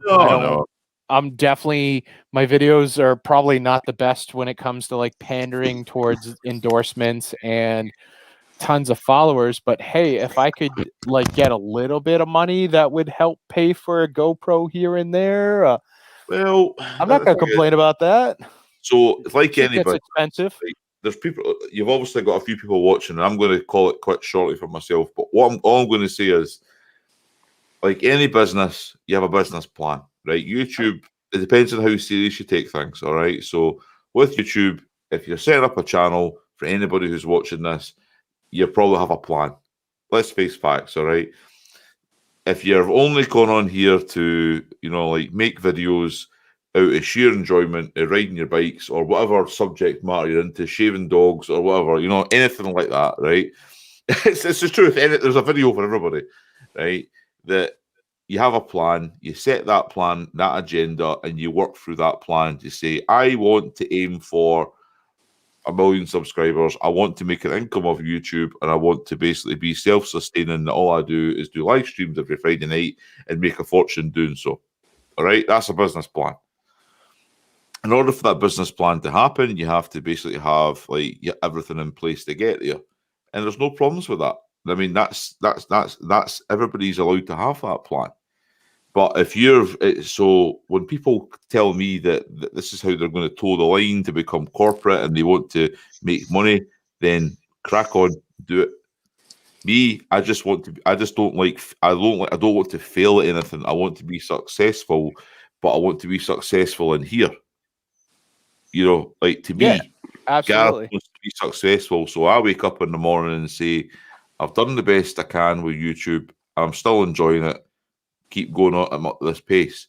If I wake up one day and say I'm not enjoying this anymore, then I'll be rethinking and thinking I might stop doing this now because I'm not enjoying it anymore. Yeah, get me right, and that's where everybody needs to be on YouTube. You have to either have a plan or an agenda to where you want to go, and don't let anybody tell you otherwise. That's my thoughts. So Big Rob, with that comment that I just popped up there.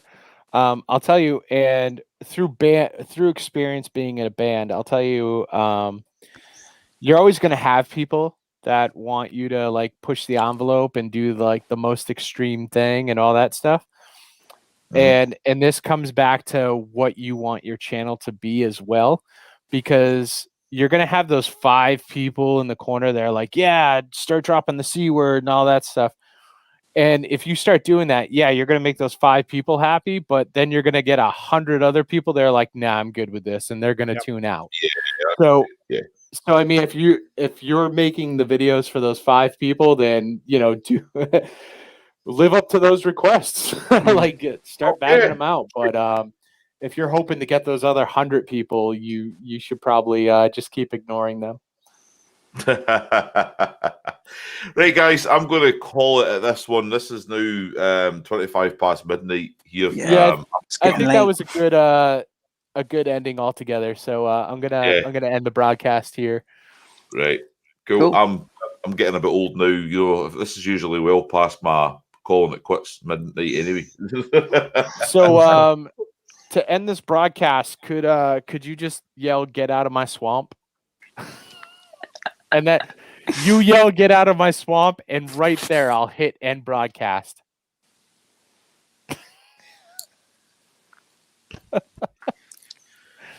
Going to be here all night. I'll What's love that? you. That's a no from me. And I'll do your outro. This is Gareth from Burning Gas Hall and Ass, and this is me teaching the Triple B here that he's an ass.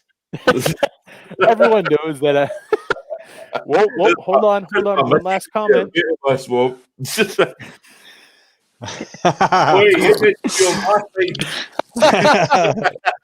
This is Burning Gas and Hall and Ass just became my favorite person. Right. So, everyone that's still here, I want to thank you all for coming to the Bikes, Beards, and Brews live stream. You guys are awesome. And thank you for participating and having awesome conversation. And now I'm going to hit end broadcast right after Gareth yells, "Get out of my swamp." Right, okay, I'll do it for you. Get out of my swamp. See ya.